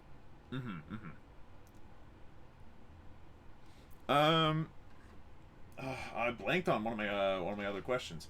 Right, so chat asked, in this case specifically, Marius Vander said, so they turned Vect into a bad Calexis assassin? Thoughts on that statement? No, I would also say no. I think he's thinking of Caladius. Caladius, or Calidus, or whatever it's called. The one that screws up the CP for the first turn and maybe the second. Yeah, Calexis is the psychic guy. Yeah, the pariah one. 18-inch bubble, yeah. Who I still think is like actually okay for a backfield objective holder, but is way too many points for that. Still, when it comes to everything else, yeah, I think that Vect is pretty good. Now that said, everybody played Vect because Vect was the best way to like play Drukhari Cabals at all in the previous edition. It was auto-include. Like, yeah. If you were playing anything Drukhari, you needed Blackheart in your list. Like, I remember even, what tournament was it? I think it was Adepticon with Nick Nanavati. He threw in a patrol detachment with 5 Kabalites just to get Vect. And then, like, immediately after, Games Workshop is like, so if you want to use Vect, you need to have people on the board in order to do it. If your Kabalite squad dies, you can't use Vect anymore. Because people were just bringing, like, 5 Kabalites in the, what's the detachment called where you just bring 1 unit of something? A patrol, Auxiliary detachment. Oh, it's an auxiliary detachment, okay. Yeah, you pay a command point to bring that. This was in 8th edition. You pay a command point to bring that one unit, and yeah, you would bring that and then just put them on like hidden in a building, and even if they died, you still had access to Vect because you had a Cabal the Blackheart detachment. So that after that event, that's when Games Workshop changed it, and they're like, so we're gonna add some counterplay. You have to have a unit on the board that's Blackheart to be able to do it. So now, like, people with Thunderfire cannons and stuff would be able to at least kill that unit and get rid of Vect for the army. So that incentivized you to at least bring like 3 Ravagers or something. So at least you had some staying power with your Cabal the Blackheart, so you could get to use Vect more than once. Right. That makes sense. Are there other Cabals that are worth looking at as a result of that change?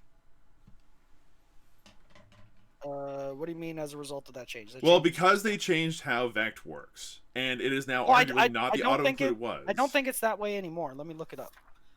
Well, what I mean is, like, if you wanted to build with a Cabal detachment, is the Cabal the Blackheart still like the go-to no matter what? Or is it still the auto-include, or can you go for other Cabals and have it be useful now? I think you could go for other Cabals. I don't think like it. Vect is still good, but I don't think it's like super auto-include. But I also do think you'll probably still see the majority of Drukhari list running Cabal the Blackheart. Right. That makes sense. What is the most glow-opt model in the entire book? The most what model? Glow-opt, like the one that got the biggest uplift, the strongest buff, the Incubi. All right, why? Because I would have said, like, from the way Scourges sound right now, or even Witches. Scourges actually look kind of decent too. But I think, I don't know, maybe I'm just biased because I love Incubi, but yeah. I think the best. Well, they were one of the models that I first saw when I was going to go get the army. And then I looked at their stats and I was like, these are garbage. Why would I ever use these? But they look so beautiful. They do look cool. I don't know, so I'm happy that they're playable now. Me too. I think Games Workshop is happy they're playable now too, because they can actually sell them. They seem to be doing that in a lot of codicils. It's almost like they buff stuff to get it to sell. Yeah. Dun, dun, marketing. Hashtag marketing. Hashtag like yep, that's the thing. Like I make fun of them for it, but I don't blame them for it. Like, they're a business. They need to make their money. And it's like that with every game. Like, look of League of Legends and stuff when they come out with a new champion. Like, it's gotta be good, otherwise no one's gonna buy it. Yeah, exactly. So do you think that this is like a good book then? People could go out and buy it, be happy? Yes and no. Okay. So I think you can, like, well, it depends on what you're going for. If you're trying to be competitive, yes, this book can be competitive. But like I said, I also feel like Dark Eldar is going to require you to be better than your opponent to win with it. Like, do you think that's a fair it's weird. It's like, I don't know. It's hard to put it into words, but it's like, it's not because with what I just said, it would almost make you think like, oh, well, then the army sucks if I have to be better than my opponent to win with it. But it's like, no, it's just the army it's really rewarding if you're good at knowing how to like punish mistakes and when to go from being defensive to offensive. But if you're just kind of the guy that just moves stuff for no reason, like you just kind of put stuff out in the open, you don't really think about the consequence, you're going to lose half your army in one turn. Yeah, that makes sense. So like it's a thinking man's army. It's really good. It's a good army, but you have to understand how to play it. Right. Whereas, like, compare it to Space Marines or Custodes, where you don't get punished for your mistakes as hard. You know what I mean? Yeah, not as hard. You can get punished, but you'll still get punished, but just usually not as hard, because at least you have the better saves and the better stuff to rely on. And the defensive stratagems, right? Yeah, and a ton of defensive stratagems and stuff, yeah. Okay, unless if there's any other questions about the Drukhari. Arrovor, do you have any other questions either? No, I think we've given it a good basis. I mean, yeah, and I completely agree with what you said there, Brady. It is a thinking man's army. You got to be like super careful because everything is super fragile, and they do play to the lore in that regard, which is really nice seeing incorporated into the rules as well. So good job, GW. I'm not playing them. Okay, writing that one down. Do not play or collect Drukhari. Very good. Yeah, I think we can go on to some Alpha League stats for you all. Stats! Stats. All right, and loves their stats. Another reminder to go ahead and check out AlmostProGaming's YouTube channel and subscribe to that, as they're back. So that's worth checking out if you want to hear some more of this Brady's chatter about this kind of stuff. It's absolutely worth looking at. Okay, so let's go ahead and take a look at some stats. There's a lot of stats. It looks like we've taken a whole ton of data this time around. You got pie charts, so I'm really happy. Yeah, and pie charts, and freaking pie charts. So for reference, folks, right now on the screen you should be seeing the Excel spreadsheet. It's a big one. It's a very big one. Like, scrolling down, there are a bunch of lists. 141 lists are on this I'm Excel not gonna sheet. lie, when 140, Arrovor sent that to me, I looked at it and I was like, yeah, fuck this, no. I just turned it off and went back to what I was doing. Let's make everyone's life easier and just go to tab 3, the graphs. Yeah. So there is also a deeper analysis thing here as well. But yeah, let's take a look at some graphs. So hopefully most of the graphs are on the screen, and at the very least I can like shift between them. Hopefully. Ooh, pretty colors. Yeah, it looks like I can shift between all the different graphs and everything as well, so that's good. So let's go ahead and take a look. There's a pie chart here showing off how much of everybody is playing anything. It's actually a really diverse pie chart.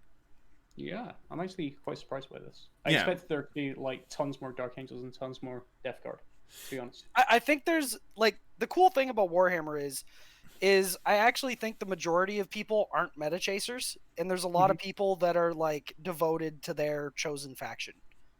And yeah, so for that's sure. the cool thing about tournaments is despite whatever meta is, you're going to see people there just playing their favorite army. There's a little hello podcast viewers right at the top here. Excellent. Yeah, and I would agree with you. There are a lot of people that stick to their favorites in an Alpha League where they have that kind of room to experiment and tinker around. Especially if you're outside of group 1 or 2 of your pod. Sorry, if you're outside of pod 1 or 2 in your group, then yeah, you have a little bit more room to kind of work within that. That said, there are some pretty big numbers here. I'm looking specifically at like Death Guard and Dark Angels. They're still sitting at a healthy like 8.6 and 6.4, like flip respectively. Adeptus Custodes sitting at 7.9, Mixed Imperium 7.9. Some other ones, however, are much lower than they were before. I don't see, like, Space Wolves do not take up the vast majority of the Space Marines, and like they did last season. The Adeptus Sororitas are at just under 3% representation, considering how strong they were last time.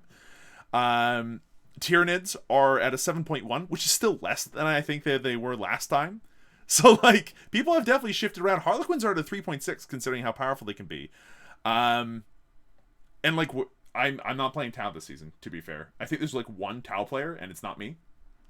That poor soul. Like, I would have loved to have played Tau, but, man, some of the Alpha League rulings were brutal. Tau are 0%. Well, like, on the pie chart, yes. But yeah, there's definitely some interesting things here. So let's go through some of these things. Arrovor, you're looking at... Wait, you're telling me there's one Tau player, but it says 0%, so that's how bad the army is?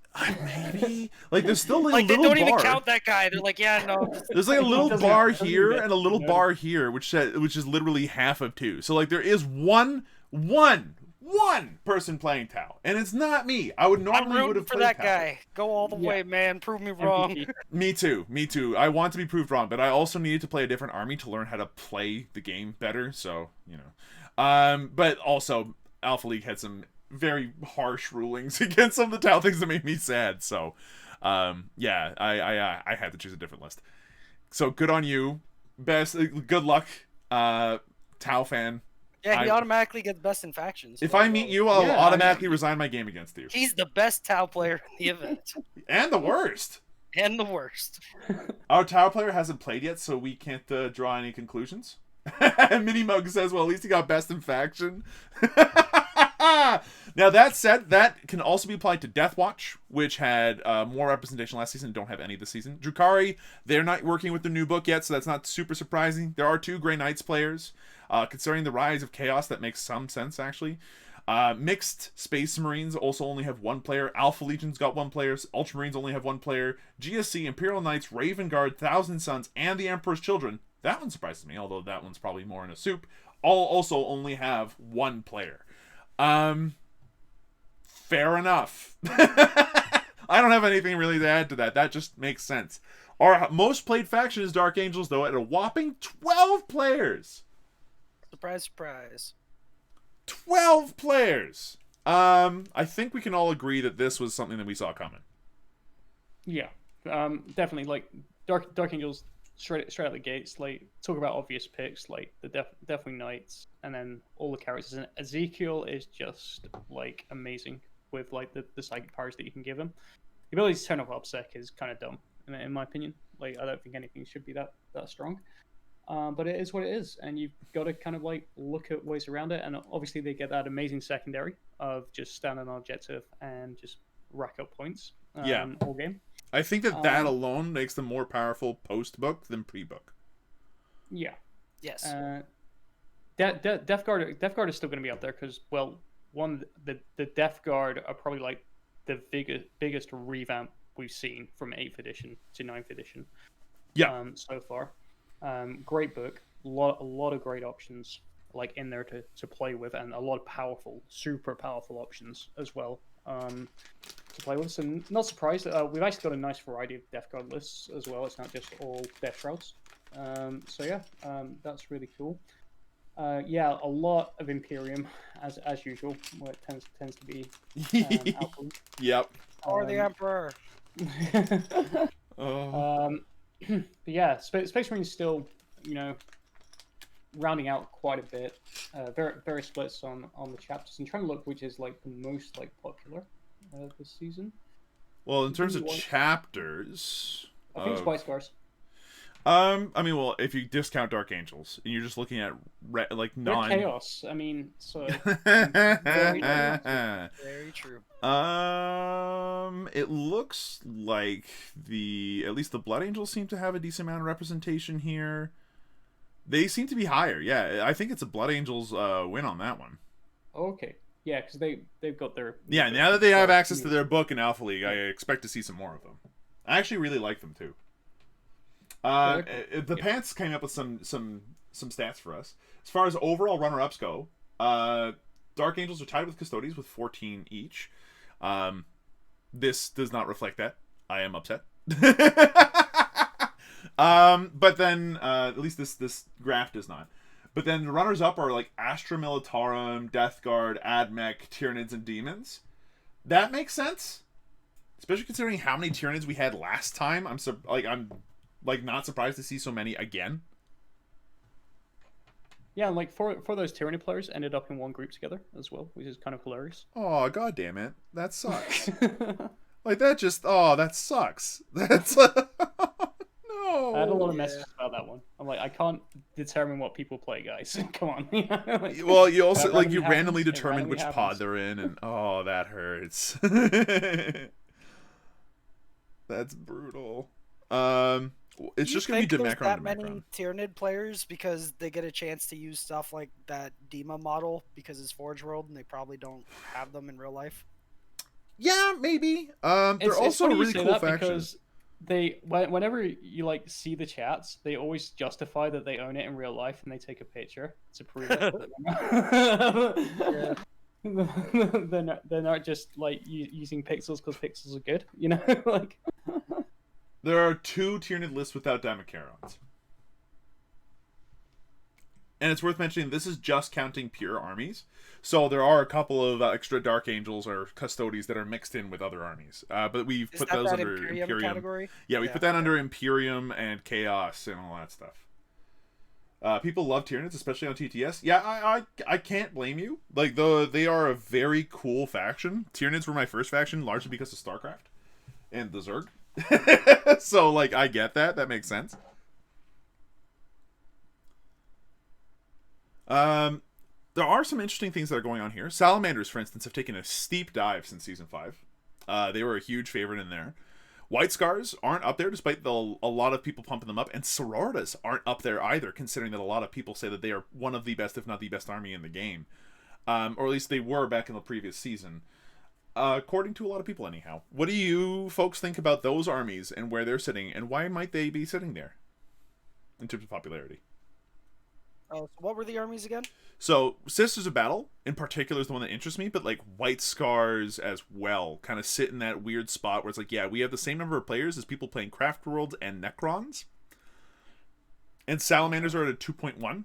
That one makes more sense. But why the Sororitas and the Mechanicus sitting so far below the rest of the other big Like names? in play rate. Yeah. Okay, so for sisters, my best guess would be, because again, these are tabletop simulator tournaments. I would assume that there's people that are just jumping on the bandwagon because, like you said, they're seen as one of the better armies in the game. So maybe some people jumped on the bandwagon, played them, realized, sure, they're a strong army, but they don't fit me or my playstyle or how I want to play the game. Or maybe they just weren't familiar enough with it, and then after they lose some games, they realize, oh, the army isn't going to carry me. I still need to be good at the game. So then they go back to their old army or whatever. I would assume that would be at least part of it. Yeah, sisters are hard to play, that's true. Another part would be maybe they just got bored. Fair. That makes sense. Especially for salamanders. They were really hot stuff for a while, and now that they are waning in terms of their power, rather than getting stronger, I could see a lot of people just hopping off because it's like, yeah, this ain't the same it used to be. Sorry. I'm not giving up on my salamanders, though. I'm actually, like, because people have asked me, they're like, are you switching from your salamanders to Drakari now that the Codex is out? And my answer is I'll probably still play both, because I still really love my salamanders. Yeah, and honestly, I'm kind of with you on that one. There is, like, the salamanders that I have IRL, or at least my chapter that I have IRL is made after salamanders, and I still really like the rules. I love their flexibility. And I think they definitely have a place in the new meta still. Oh, yeah. I think salamanders with the right pilot could still win an event. They have all the tools, I think, to do it. The one stat I'm loving here is the fact that Death Guard is exactly the same percentage as all the other Chaos Legions. I think no, sorry, it's more. Perfectly balanced is all. Exactly. That's great. I love that. That's pretty solid. Yeah, like I don't know. It's going to be interesting to see. Nid's gone down, as you were saying. Space Marines are Space Marines. Like, we always have a lot of Space Marine players with various chapters. Be interesting to see how they do. Dark Angels, obviously, no surprise. Quinn's has gone down, like, keeps drastically, going down. I can kind of understand why they have some really rough matchups now into like Necrons, Death Guard in particular, Dark Angels and Death Guard. So yeah, that kind of unless you're running like the big like 10 blocks of troops to like deal with like mass Necron warriors, it's really rough for them. But yeah, it's pretty much kind of what I was expecting to see from Alpha League. There's no huge like shifts or anything like that, and I think that will change when more and more books do come out. But for now, nothing huge, nothing surprising, to be quite honest. Yeah, I can't say I'm surprised by too much of it either. It's interesting to see those diehard Space Wolves fans continue to stick around with the faction despite how like rough it was for them last season. There were a lot of them last season, so that probably made it so that way it was more difficult, or made it look like they were having a hard time. But those diehard players hopefully will bring up those stats, and we'll see some Space Wolves kind of kick some butt, hopefully. Space Wolves have actually been doing really good in like IRL tournaments in the last few months. Yeah, and mainly, as far as I understand, it's been thanks to some of the interesting things they've been able to do with like dreadnoughts and such. But what have you been noticing with Space Wolves? They've been topping events in the last couple of months. Well, okay, what I meant was like, what have you seen topping events in the last couple of months? Like, what would you attribute their success to? I can't say because, like I said, this was during my break. So all I've really done is come back and I looked and I saw results and was like, that's cool. And then went back to playing Valheim. Which is about as Space Wolf a video game as you can get. Yes, it definitely is. If Chad has any questions about these stats, like, please be sure to let us know and such. As of right now, we do have a couple of games played. Not a lot. 19% is not a lot of games. But it's still some games that we can get started after, like, what, a week or two, maybe, of games being played? So it's literally 6 days, but yeah. Yeah, 6 days. So, like, very close to a week. Let's take a look at some of these win-loss ratios. So, to start things off, we got the Imperium right at the top. Hopefully everything is showing. Let's just make sure that that's the case. Yep, it is. Good stuff. So, Imperium are sitting there with a 24-16 win-loss ratio. So 60%, pretty much straight up. Imperial Soup heading the front lines here alongside the Adeptus Custodes. 7-1 currently right now for Soup. Adeptus Sororitas sitting at 4-2. Not bad at all. Custody sitting at 8-2. Mechanicus 4-4. Astra Militarum 1-3. Considering how many Astra Militarum lists there are, 13 by last count off of Pants. Yeah, that's already a pretty staggering, like, oops, kind of look. The 2 Grey Knights players currently are only going 0-3, and the Imperial Knights player, the 1, going 0-1 currently. So, big sad. Out of these, I'm actually kind of surprised to see the Imperial Soup, I guess, picking up quite as much and as quickly as they have. But I think that's partially because of 2 things. Shield Wall, potentially, and the Knight Megara. What do you folks think? Yeah, you're kind of right. Don't forget the Manticore, full payload. Oh, like, shit, yeah. Of those. Like, sat in the back, that's really devastating. Vengeance for Kadir also, like, comes in huge against, like, Death Guard and just, like, Chaos in general, like, right now. So that's why they're taking that. The Knights, yeah, they're surprising me. They are kicking butt, like, in the couple of games that I've caught with them. So everyone kind of forgot Knights existed, because no one's seen, like, big Knights in a long time, and then all of a sudden it's like, oh, I've not brought the anti-tank to deal with this. Yeah. So it's just going to happily stomp around the battlefield all day. So, yeah, and we're just talking, like, 1 or 2 Knights here, not, like, your entire strategy is relying on just Knights, because that never works. Yeah, Imperial Soup looks set up to be doing pretty well. I expect that might be doing a little bit worse in the future just because of stuff like Sisters, maybe, like the Sisters players potentially sticking around long enough with Retributors. But what do you think, Brian? Brady? Jesus Christ, I used to be a teacher. What's wrong with me? So with Soup, I actually think Soup is definitely coming back. I think people kind of, for a while, gave up on Soup because we looked at, like, 9th edition, we saw all the things that was kind of trying to, like, purposely steer away from Soup, because I think Games Workshop was just kind of tired of the entire meta being Soup for, like, most of 8th edition until Space Marines came out, and then there was a reason to play pure Space Marines. Doctrines. Yeah, Doctrines. But I do think Soup, we're at that weird place right now where there's a bunch of codexes that don't get super punished for playing as Soup still.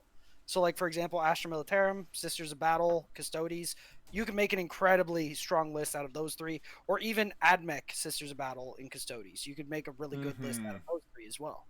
And I actually think, like, mixing Custodes with Sisters, like, you get some Retributors in there, you get some of the Cancer Horses in there on Admech, you get some of the new Flyer things that are incredibly good, and then you just get durable units with Custodes to go sit on the objectives. And I think that type of list could still do really good in 9th edition right now.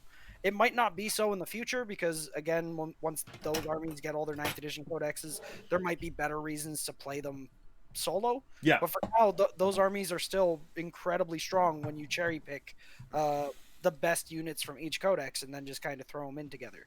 And then you still can do it with even some of the 9th edition codexes. Like, you can still do a really good Soup list with, like, Admech and Blood Angels, for example. You can do, like, there's a lot of good combos that I think are kind of underrepresented because people are still kind of stuck on the 9th edition hype where solo is the way to go. But no, there's a bunch of really good combos you can still do with Soup. I think particularly in like for Chaos, they need to. Chaos Soup can do some really nasty work, but yeah, Imperial Soup does have a lot of flex as well. I think that the Knight Megara or even a Castellan popping up now in some lists backed up by Manticores is pretty grotesque, and it's a one way to potentially deal with those big scary things like a Silent King, or even Mortarion doesn't have a really good time against something like a Volcano Lance going into it. So yeah, there's definitely some play there for sure.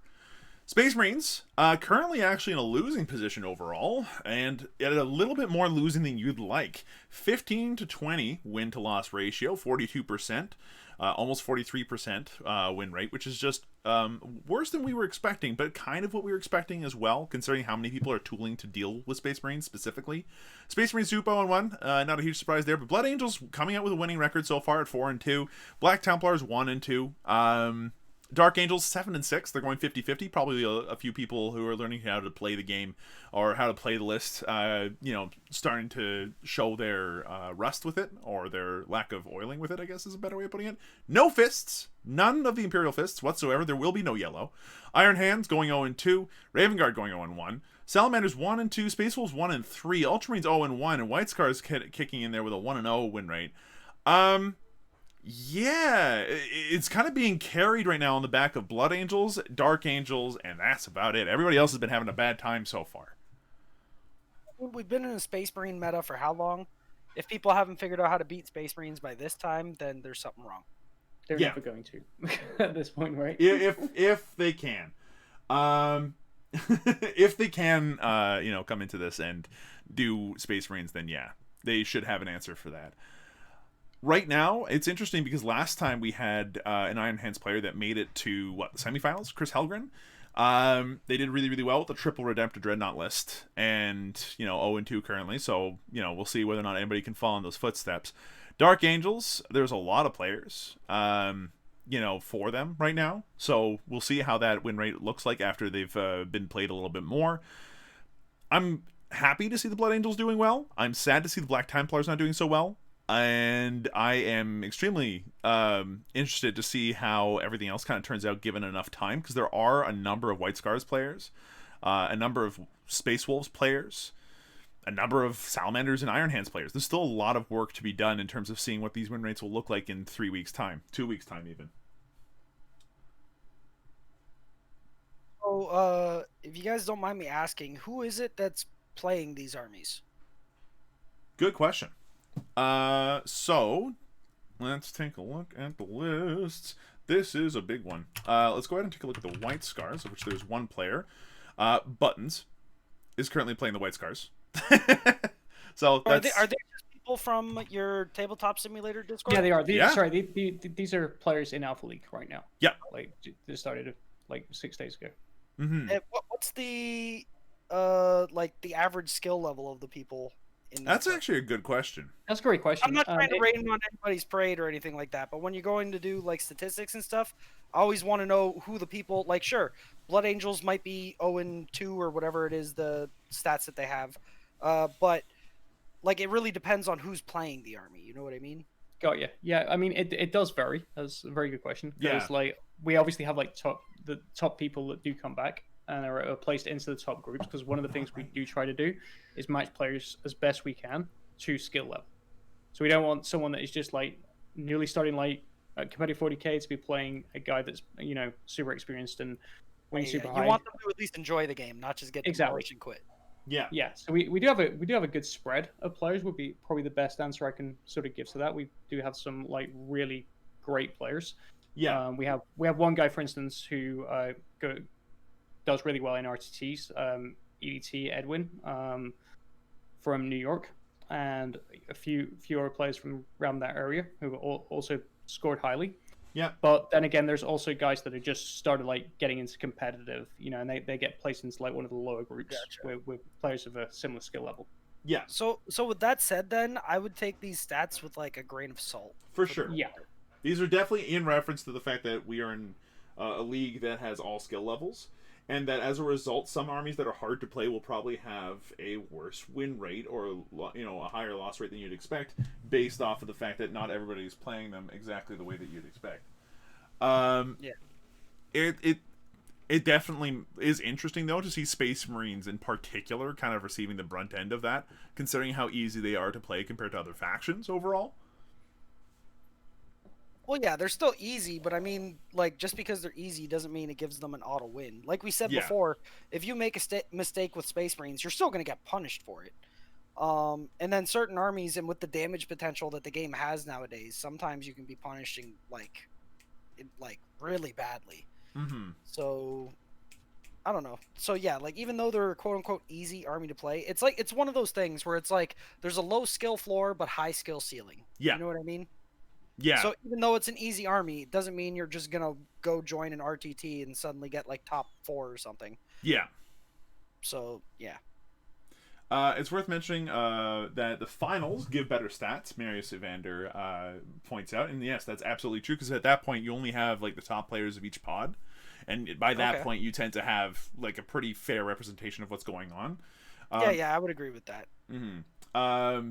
And last season in particular ended off with a Necrons Adeptus Mechanicus grand finals with Sororitas and I'm trying to remember what the other list was. I think it was Iron Hands. I'm not sure anymore. But there were like it was a pretty representative like even semifinals. So that makes sense. Let's move on to Chaos. Again, kind of sitting at not the win rate you want at a 47%, but it's within the realms of balance. Chaos Soup, a notoriously hard but also really rewarding, skill rewarding type of army to play, currently sitting at 0-3. Yeah, Chaos Soup is hard to play. Ask Glarg, he's actually very good with those kinds of lists, and was playing a Big Bird Magnus list. There's definitely something to be said for how like technical those lists can be and how tough it can be to play them. So not surprised to see 3 losses so far, but I expect to see that to go up over time. Chaos Demons going 3-1. Death Guard 4-3. Thousand Suns sitting in an 0-1 currently. That makes sense, sadly. If you factor in Mixed Chaos Space Marines, it's 1-1. Alpha Legion have gone without a win so far, and Emperor's Children are 1-0. Great. There's not much going on else past that. But yeah, makes sense so far. I don't really have anything particularly out of the ordinary. People are gearing to deal with Death Guard, and they're still doing well at a 57% win rate right now. Seems right. Yeah, like the Death Guard are going to be playable. A lot of people are going to enjoy playing them. They're a 9th Ed Codex. They're going to be powerful. And Chaos Soup would normally benefit from that. And we'll probably see those pick up, as I know that EDT, our Season 5 winner, is playing a Word Bearer's Morty Soup, which I know is extremely potent. So yeah, it's disgusting. Yeah, it's gross. Yeah. So yeah, I fully expect that win rate to go up and skyrocket given time. Eldari, now here's one that I'm like pleasantly surprised by. They haven't had a whole lot of players or a whole lot of play yet. 75% win rate though. Harlequins with 5 lists in there. This is currently only 1 win, but no losses. It's a good start. Drukhari currently sitting there, haven't not played anything yet. Eldari Soup haven't played anything yet. And then there's Craft Worlds, 2-1 right now, with one of their wins going up against Dark Angels, like we saw on Saturday. Really good game to watch, though. By the way, if you want to see how to pick apart a Dark Angels list, sorry, Lockjaw. Yeah, this is surprising in the sense that Pure Craft Worlds has so far a more than it has a good win rate so far. It's only 3 games. It's not representative. But I think that the people that play Craft Worlds and that want to play Craft Worlds will find a way to make them work. And so far, it seems like they have. Well, that's like any army. When you have an army that is unanimously, for the most part, the community thinks isn't that good of an army, the only people playing them are the people that love that army, and they're going to try their hardest to make it work. Yeah. I love playing the underdog a lot. It's one of the things I enjoy doing. Like, I mean, like last season before the Death Guard critics, I was playing Death Guard, so. Mm-hmm. Well, like, it's one of the reasons why I've been playing. I played Tau 2 seasons, and I played Necrons before 9th came out, so I feel you on that one. That's another thing, too. Like, when you see, like, especially on Tabletop Simulator, if you're in a tournament or something, and you see someone's playing, like, Dark Angels or Sisters, in the back of your head, you got to think, too, like, is this their main army? Or are they a bandwagon hopper? Or what are they doing? But if you go up against somebody that's playing Craft Worlds, you're like, oh, shit, this guy knows what he's doing with that army. Like, This is his army, like, 100%. There's no way he just picked this army up because he just wanted to. He's playing it because he loves it and he knows what to do with it. Unless if they're new and they just like the army and they wanted to build an army based on an idea. Yeah, which does happen. You'll be able to notice those players right out of the gate. But if that was the case, I assume he'd be 0-3. Yeah, exactly. No, if you're playing Eldari this season, so far things seem to be going pretty well. And added benefit, Creeper points out, why play Craft Worlds? If you lose, you can say the army sucks. And that's part of the reason why I want to play Tau, is that even if I lost, I could just say, well, at least I was right. Let's move on to Xenos, speaking of. Or at least non-faction Xenos. Tau Empire, they've got their 1 player, but no games played yet. Orcs are currently 0-2. Joko. Necrons 1-3. Tyranids, with the 10 lists in the series, they've gone 3-4 so far, so it's slightly less than 50% win rate. And Gene Stealer Cults coming in with a win and 1 loss. The GSC have a win. I'm actually impressed by that. Well done. Necrons 1-3. You know what? I think that Necrons are more technical than a lot of people give them credit for, and they aren't plug and play. We said this last season. I'll say this again this season. They are harder to play than they look. I agree with that. Yeah, for sure. We had like 1 Necron list do super well, piloted by Kellen Foster, and the other ones didn't seem to even really make it into like playoffs at all, and there was a lot of Necron players like Yeah. that season. But I hope to see Necrons making an appearance in the playoffs again. So we'll just have to keep an eye on that stat and see how it goes. I'm hoping to. It's the faction I'm playing this time, so hopefully I can add to that win rate rather than the loss rate. But I fully expect both. So we'll see. And I'm in a very strong pod with like Protocultures and a few other names that I actually know from everything going on. So yeah, honestly, a lot of this doesn't surprise me. The Gene Stealer Cult win does.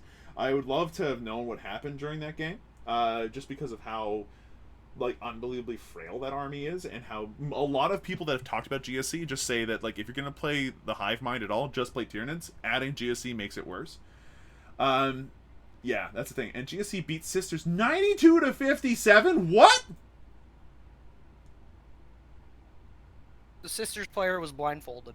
Yeah, that must be it. Or Sisters are harder to play than people give them credit for, but even then. Even then, ouch, that's a hurt. Well, okay. I mean, like, okay, so like, you act surprised and stuff like that, like, oh my god, Gene Stealer Cult beat Sisters, but I mean, you always got to think about skill level too.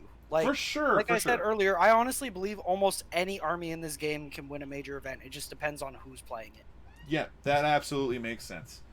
Here, Arrovor, I'm going to leave it to you for a second here, as I need to deal with my cat very quickly. I'll be right back. But I would agree with you.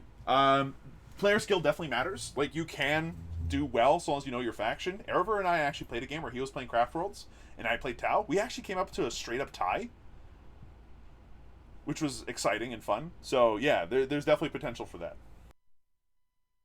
You also got to remember, too, like, that at the end of the day, this is a dice game, too. There are times where dice and luck will be a factor as well.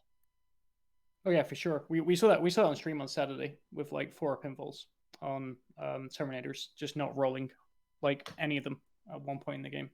Yeah, sometimes that happens. I would say most of the time it's not the deciding factor in the win or loss, because if you're losing because you had bad dice, then you probably made some mistakes up to that point, which you could have done differently. But yeah, there is those games, like, it can't be denied. There are games where you just straight up lose no matter what you do. They're very rare, but it does happen. For sure, and I always say the luck comes back around again. So if you do have like bad dice one turn, like, you're more likely to be owed. So don't count on it, obviously, but chances are that the dice will balance out like eventually. Because I get people occasionally be a bit salty, like, oh well, that should be dead, and it's like, don't worry, the luck will turn around and it'll just die next turn. As long as you're not committed like too many resources, you're in position to still deal with it. So yeah, exactly. I'd still say this game is like 70% skill, 30% luck. Yeah, I think that's a completely fair assessment. Yeah, so we haven't got like a huge amount to go off like this week. This will start to grow like more and more. Brady already gave like his top 3 like armies, I believe, like earlier on. What was it? Dark Angels, Sisters, and what was the third one again? Harlequins. Got you. Harlequins. With Death Guard right underneath that. That's fair. I'm gonna make a slight amendment to that. I think Dark Angels, Sisters, and Death Guard is my top 3 for That's fair. To be honest, for the most part, they're all interchangeable. Right. Yeah. I think Harlequins gets like difficult, right? You've got to be like you were saying about like a Thinking Man's Army for Jakari. I think Harlequins is pretty much that as well. Yeah, it's the exact same thing. Yeah. So if you're a good Harlequins player, and you're looking for something different, definitely pick up the Jakari book, because you'll kind of slot right into that. Yeah, the play style is very similar to that army. For sure. Other than that, guys, we're going to go through some lists when Slow returns. If you got any questions, go ahead and ask them in the chat. I'm going to have a quick scroll through and see if we've missed any right now. Let's have a quick look. Do you think there is a reason to play Imperial Fists? They seem kind of bad. No. If you're trying to go competitive, then the only reason is for best in faction. Yeah. The other chapters just have more stuff that is good. There was a time when everyone hated Imperial Fists, where it was like the Whirlwind Castle. Oh, I was playing Imperial Fist back when they first came out in towards the end of 8th edition. They were broken. They were so good. Yeah, it was depressing to play against. Like I had one game against that and did not have fun. Like and yeah, when there's nothing that counters like something, you've got no like what I like to call like counterplay, that's when the game starts to get unhealthy. I would agree. For sure. Um, Is that you back? yeah, I am back. The Pants has a Okay, question. so- Have you scheduled any of your games yet? Yes, I have one tomorrow. So we're running a bit short on time, so let's just do 5 lists, like the top 5, and then we can pretty much wrap it up there. So I've got my first 5 lined up here in the way that you gave them on to me in the notepad file. Yes. Yep. Okay, so the first one here for a list analysis. Bum bum bing bing bum. I'm gonna have to like actually make like a proper sting for that at some point. We've got Ember Gem's Stinky Boys, so it's Death Guard. Arrovor, you're our expert for this. Go through the list, please. I think you missed one already. I think Protocultures was the first one. What? Oh, yep. Sorry, Protocultures first. It was in a different looking tab. My bad. Sorry. Protocultures is first. He's in my pod, so I should probably pay attention here. It's Astra Militarum and a battalion detachment to start things off. So these are gunnery experts and spotter details. If I remember correctly, this is a extra range and reroll one of the dice if you want to for the number of shots per time that you shoot. We got a company commander with Curves Aquila, which is just a CP farm. 2 tank commanders, turn-mounted demolisher cannons, heavy bolter, heavy stubber, hunter killer missiles. They absolutely do the work with those demolishers. They are super, super strong, and their lower range is offset by the fact that you get the extra range. Infantry squads, we got 2. We have 2 Militarum Tempestus squads, and then 2 Manticores with full payload each. So flat 3 damage, out of line of sight, 2d6 shots, blast weapons. They're gross. You can only fire them 4 times a game, but that's all you really need for these things, and for 150 points, they're a goddamn steal. Then you have a spearheaded... You can give full payload to multiple units? Yeah, you sacrifice a warlord trait to do it, but you can do it. I thought, well yeah, okay. it's stupid good. I thought you can only use it once, but yeah, that's really good. It's real good. Then you have a spearhead detachment. These are Shadow Keepers, so these are the reduction of strength folks. Shield Captain and Alaris Terminator armor makes them extremely tough. Elites, we got a Vexillus Praetor, so that's 1 dude with the Vexilla Magnifica. That's the -1 to hit banner. And then we got not 1, not 2, but 3 different Telemon heavy dreadnoughts with a Cestus and a Storm Cannon. That comes up to 2,000 points on the nose. Powerful list. Arrovor, what do you think looking at this thing? Yeah, it's fine. Like it's a lot. I've actually played against this army. Against Protocultures a while back, I believe. I did win the game, but I felt like it was an uphill battle, just because of the like durability on the like free Talon, especially with like the -1 to hit, means that they like never ever go down, and they're the things that are like moving forwards. Like the rest of the stuff's just sitting back, so you're kind of like making the opponent make the decision. Do you want to shoot what you can kill, but have my Talons in your face, or do you want to try taking on the Talons before they get in your face and start causing you some like real big problems, like midboard and towards your deployment zone as well? What do you think there, Brady? Hey, you got it right this time. For once. I am a moron, but I'm a moron who learns slowly. Yeah, I like it for the most part. It looks pretty cool. I'd agree. I've played against a couple of Astra Militarum lists.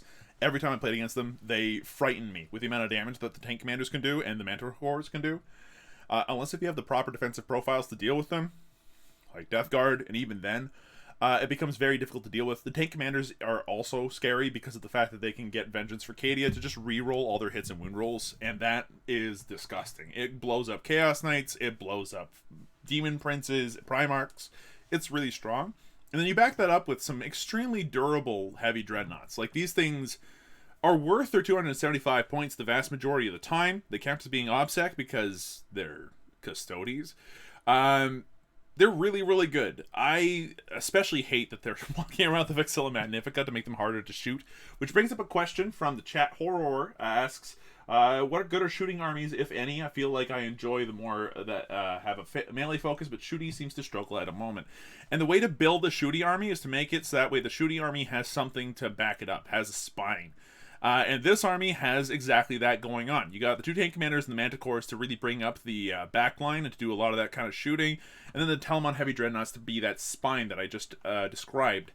You also have some infantry squads to do some cheeky play. They can move. They're the fastest troops in the game, and they're 55 points. They're extremely cheap and efficient for what they do. The Tempestus Scions are great for doing stuff like deploy scramblers, engage on all fronts, that kind of stuff as well. I think the only thing that I would say that's a potential problem with this list is that although a lot of it is really hot, like a lot of the stuff there is very good, the quality offsets the fact that there isn't a lot of it. And I was gonna say it's very low model count, and I think things could go really wrong against a skilled player that knows how to play the board properly. Yeah, especially because the tank commanders and the manticores, as strong as they are in offense, defensively they kind of suck. And the instant you tag a tank commander with anything, it could be a scarab, it could be a guardsman, it could be a goddamn nurgling. No matter what touches it, suddenly that super powerful siege cannon, it's done. It's done. Then there's not anything really to screen it with. There's not enough infantry squads to screen out charges and stuff like that. And I imagine that this list would come into some trouble against something like Blood Angels, or anything that could get rid of tanks and bigger problems like these Telemon Heavy Dreadnoughts quickly.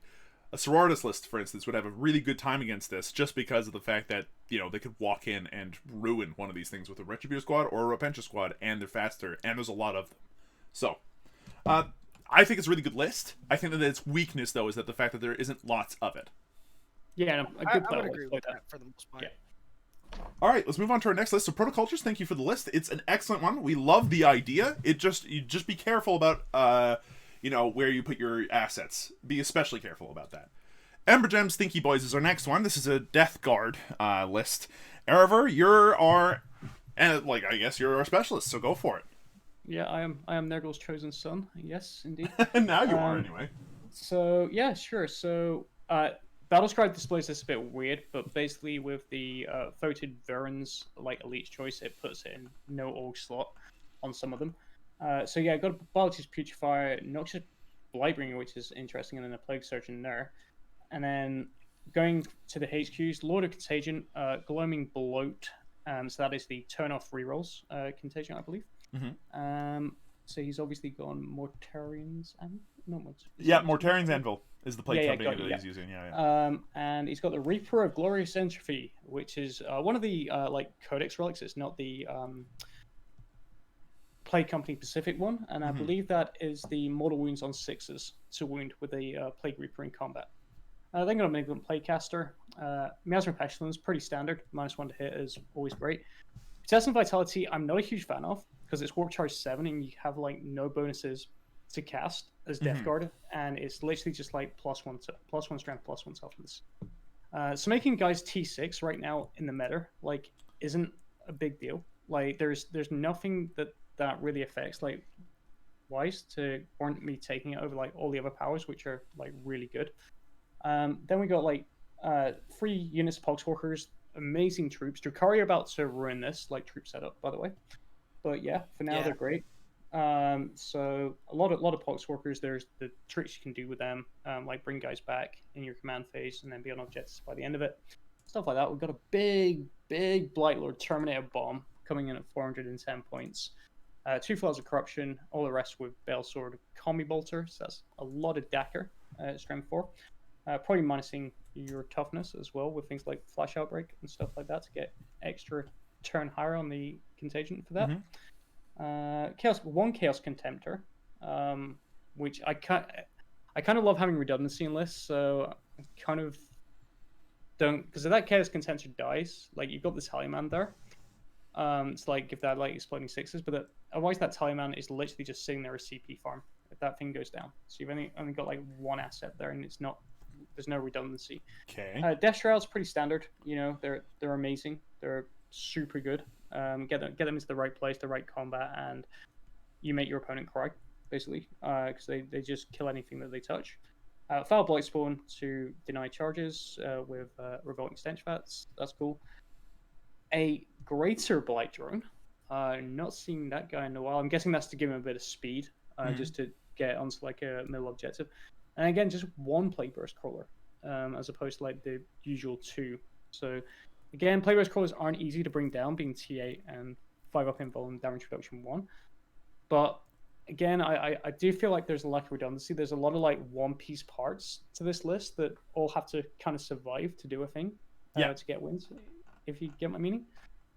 But other than that, yeah, it's a pretty standard Death Guard list. You get as many Terminators as you can field, and you just walk up the board with them using cover, because there's still stuff that can kill you, like advancing the first couple of turns, and either just sitting on a mid-board objective and going, come fight me, or looking for an opportunity to take an opponent off an objective. So yeah, it's a pretty good list, yeah. Question for the chat. Xtab asks, does the Lord of Contagions +3 contagion range work with Flash Outbreak? That's a very good question. I'll have to check the book. Go on to the next list and I'll check that. Alright, cool. Well, I'm not quite done with this list. Okay, sure. I want to go ahead and address some of the ideas. I'm not as skeptical about these things, just because I don't know the list as well, but I can see some things here that I think are very, very interesting. The idea of glowing bloat to make sure that your guys are as durable as possible to turn off those rerolls, I think is super, super strong, especially with the core, like Blight Lord Terminators, and with the Plague Surgeon backing them up to keep them as durable as possible. I think that that's pretty cool, to say the least. Miasma, Pestilence, and Putrescent Vitality are both extremely strong buffing spells. Putrescent Vitality being Warp Charge 7 is a bit rough, but if put on a Poxwalker squad, for instance, there's only Toughness 5, which makes them, like, extremely durable. 100 points for 20 models that have Toughness 5 and are, like, you don't even need to -1 to hit them. They're just durable at that point, and really annoying. You've got the Blight Lord Terminators. I love this entire squad. I love how flexible it is. Bale Swords are very strong for what they do. 2 flails means that they can rip and tear like anybody else. They have the Super Grenade and the Plague Skull of Glottilla, which I think is a pretty fun piece of tech, even if I'm not even sure how you'd use it. But the Combi Bolters, as long as they're with the Tallyman, do some work, and you can also use the stratagem to make them plague weapons. I think that has some play. They kind of fill in a secondary pitch. They fulfill a flex role. If your Chaos Contemptor Dreadnought goes down, they can use that Combi Bolter the same way that the Contemptor Dreadnought does. Use the Volkite Culverins, but the Volkite Culverins are obviously damaged too, and have mortal wounds attached and all that stuff, but I digress. I do think that the Blight Lord Terminator squad is pretty neat, and it's durable. The Death Shroud Terminators are in 2 squads of 5 to keep them not only cheap and cheerful, but also, like, really independent. Like, you don't really need to back them up. Those things can just be on the flanks or drop down to get engage all fronts or whatever. They're super flexible. They can be left alone, and if they are, and even, like, you can just do what you want to with them, and if your opponent doesn't deal with them, they are a huge problem, and they are something you have to address if you're playing against this, without much investment from the Death Guard player. So I like the idea of those two. I'm not sure what a Greater Blade Drone does. That's my only problem. But I really, no, I like the idea here. It's meant to be a really flexible kind of list with a lot of shooting. Drone, but greater. Like greater. I knew you were going to say that. Or bigger was going to be like my response. And no, you can't, because Vector Disease is for the model. So it's for the Lord of Contagion. So basically, right. Flash Outbreak, you move it to a different unit. So your Lord of Contagion is model specific. Yeah. It still is a really strong thing, though, because Glowing Bloat on a durable model like the Lord of Contagion is... It makes him a bit of a one-man army, but also provides just a huge, huge buff. That plus 3 inches of range is something I didn't even know existed, and that makes the Lord of Contagion actually a really good buff carrier. I like this on him. I think this is a really cool way to get the Glowing Bloat on something that is smaller than a Morty, you know?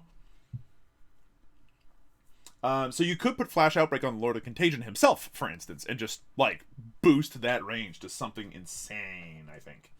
So yeah, I like the list. I like the ideas. I'm interested to see how this works out. And having gone up against the similar list... You can't Flash Outbreak himself, because it states if there are any other Plague Company units. Forget what I said. But I still think it's cool. I still like it a lot, and I do think that plus 3 inches of range by turn 3 or 4 makes that pretty nasty. Alright, our next list is called Untitled. A fantastic way to name any of your poems.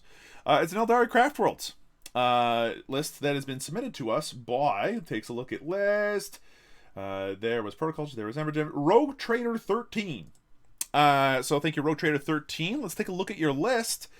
It is Altway. It is a Altway battalion. So they have the 6-up Feel No Pain on all their units. They're headed up by E. Drizzle, the big guy himself. He's got Guide, got Doom, got Executioner, got a Smite. There's a Spirit Seer backing them up with Protect, Jinx, Smite, Seer, the Shifting Vector. and the Foul True's Wing to be able to keep them moving up as quickly as everything else this year. The Shifting Vector gives them that reroll on those important psychic tests. Then you got a Warlock. They got Focus Will, Quicken Restrain, and all that stuff. So the Focus Will here replaces the Smite, gives them that extra plus to cast. Arrovor had played that against me, and I've seen how powerful that could be. It's a very useful spell to have. For the troops, we've got a bunch of Dire Avengers, all of them having gone for, one of them, or two of them having gone for Defend, so they have the 4-up invuln save on the Exarch, but the rest of them have Blade Storm to be that little bit of extra offense. For 55 points, these things are pretty solid. The squads that have the Shimmer, that have the Defend also have a Shimmer Shield and Power Glaive Exarch to keep them as defensive as possible. So a little bit more expensive, but good for backline holding and out of line of sight. In the elites, we got a squad of Shadow Specters. We saw how grim those can be in the current meta. That flat 3 damage, strength 6, AP minus 3 damage shot that they can put on is gross considering how fast they could be. Wraith Blades, big squad, goes to 4 shield, 5 of them. That's a pretty solid unit, really durable. It could chop pretty much anything up given the chance. And I like them a lot for what they do. Fast attack Shining Spears up and down the board. We got 2 of them with 5 spears apiece. That's gonna hit hard. I like that a lot. And this way you kind of have 2 waves of Shining Spears you can put out, and then 1 squad of Warp Spiders just to kind of zap out there and get an easy deploy Scramblers. Then in heavy support you got 3 Fire Prisms. Nothing quite wrong with that. That is a lot of firepower, but you know, it is a little fragile and isn't quite a Lynx. And you got a Wave Serpent in your dedicated transport to keep some people running around. It's got vectored engines to keep it speedy. All told, it's 2,000 points on the nose. It starts off with 12 CP. It's pretty strong. What do you think about this one, Arrovor? Oops. Sorry. Go.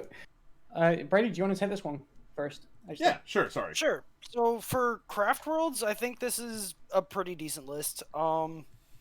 You've got all the support for the certain units that are going to be doing your damage, like the Shining Spears and whatnot. You got some good combos in there between like the Doom and Jinx. You also have Skilled Rider on the Shining Spears to make sure they get into that combat. Because if they fail their charge, they're kind of just sitting ducks. You also have the Quickening for that too. So depending on the situation, you can have one defending your lines while the other one gets quickened and goes out and grabs an objective somewhere else. Overall, I think it's pretty solid. I also, like you were saying, my one of my favorite units for 9th edition from Eldar has been those I forget their name, but they're the guys with the axes and the shields. Wraith Blades, yeah. Wraith Blades. They're really good. I like them a lot. Me too. Not spammable, but just bringing one big unit. I like it. They're good for like taking control of the center of the board. They're just a big beefy unit. I believe they have the 4-up invul because of that shield, right? Yep. And then even with their axes, they don't get a million attacks, but their attacks still hit pretty hard. And yeah, overall for what Eldar can do at this current point in time, I think this is a pretty decent list. It's making use of all the good things that Eldar still has as of right now. Yeah.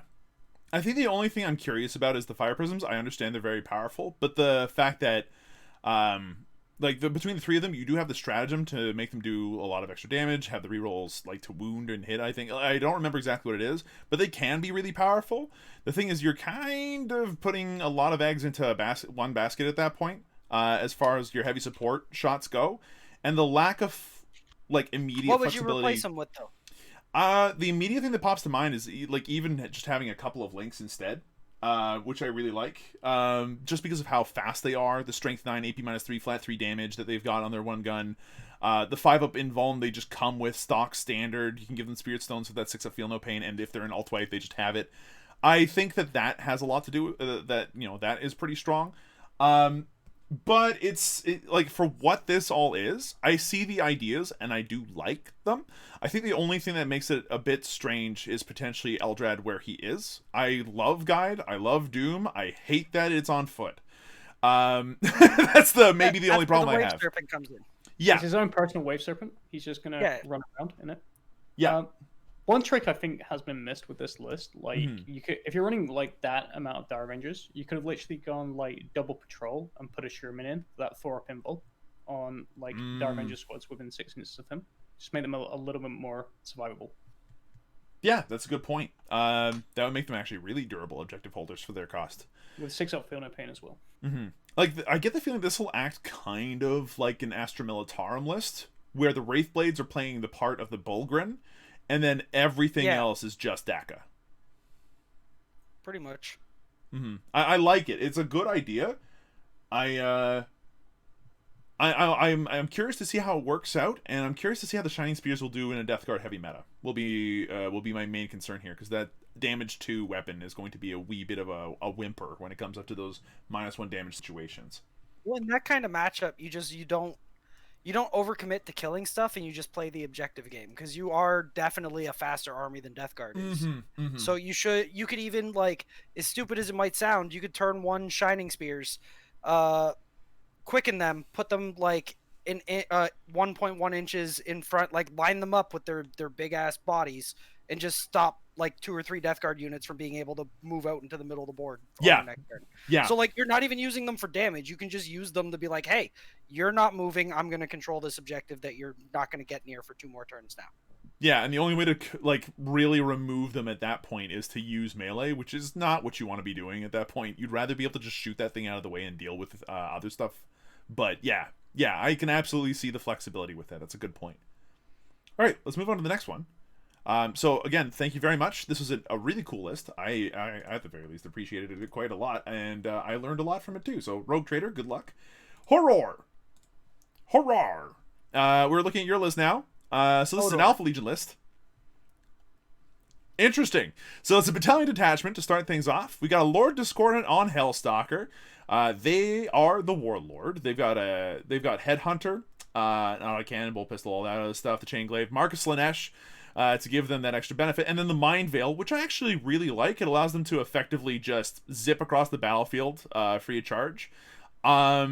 It's a really powerful little relic. I'm not sure if the Lord Discordant necessarily needed it, but it is really, really strong, and I can see this being useful here. Let's move on. Master of Possession. It's got Cursed Earth. It's got Infernal Power. It wants to buff up Demon Engines. Sorcerer coming in. Master of Diversion. Not sure what that one does off the top of my head. And it's got the We Are Alfarius Warlord trait, so if it dies, it just passes on another random Warlord trait to somebody else. It also comes with Prescience as well, so +1 to hit, really strong. 3 squads of Chaos Cultists just to keep the OBSEC as cheap as possible. They're not really good, but they're there for 60 points, and that's better than your Chaos Marines at the moment for the most part. 2 Decimators with Soulburner Petards, which is just a lot of mortal wounds. It's a little bit scary. And then we got some Marcus Lanesh Lightning Claw Combi Bolter Terminators. Not 1, not 2, but 3 different squads of these suckers. 140 points a squad. They're actually pretty durable, all things considered, and for their points, they hit really well. Fast attack, we got Raptors. I bet they're there just for deploy scramblers. Mauler Fiends in heavy support here with Lash Tendrils, Mauler Fiend Fists, 1 squad of 3 Obliterators, and a Venom Crawler kind of taking up the backfield as well as a flex pick. Total of 2,000 points on the nose, 11 CP, and 105 power level. This is interesting. Oh, so We Are Alfarius is just the Bio Warlord trait stratagem. I Am Alfarius is the Warlord trait that passes on to another character. Okay, so that's my mistake. Sorry, folks. Yeah, so We Are Alfarius, he bought another Warlord trait. In this case, he got the Master of Diversion Warlord trait, I suppose. So this is an interesting list. From what I can tell right now, it has a bit of a demon core based around the Decimators, the Mauler Fiend, the Obliterators, and the Venom Crawler coming along with the Master Possession and the Lord Discordant and a Hellstalker, and that ends up being your spear tip. The Terminators are one of those things that pops up and just rips through whatever they touch. It's not an Emperor's Children Terminator, which would make it even scarier because they would practically get that auto charge. But the amount of DAC they put out in the Lightning Claw makes them really effective for their 140 points. The Raptors... Chaos Terminators still only have 2 wounds. Yeah, sadly. Yeah. But these are really cheap. For 140 points, you're getting 5 of these with Lightning Claws, Death of the False Emperor, all that stuff still attached, and then 4 shots apiece from their Combi Bolter. Yeah, and with the -1 to be hit from too far away, like the Terminators are actually a little bit more resilient than they initially look. It's not like -1 to hit can't be, maneuvered around, but it does make them annoyingly difficult to remove just from shooting. You do have to come into melee, and they are happy with that. Lightning Claws help with that. The Marcus Lanesh means that they tend to, they can benefit from that as well. And yeah, you can give them Prescience to give them that +1 to hit. You can also give that to the Decimators, which again are just a lot more wounds. I think that's going on the Obliterators, to be honest, though. Yeah, that's where the majority of it will go into. They will be rerolling once to hit and wound. They'll have an extra bonus to their invulnerable save, so long as they're near the master possessions. Yeah, there's a lot going on with this. I like the flex here between the Venom Crawler and the Mauler Fiend. I honestly wish it was 2 Venom Crawlers instead. I think they're just kind of better. But yeah, I'm not sure where else you'd spend those 10 points. So why not, I guess.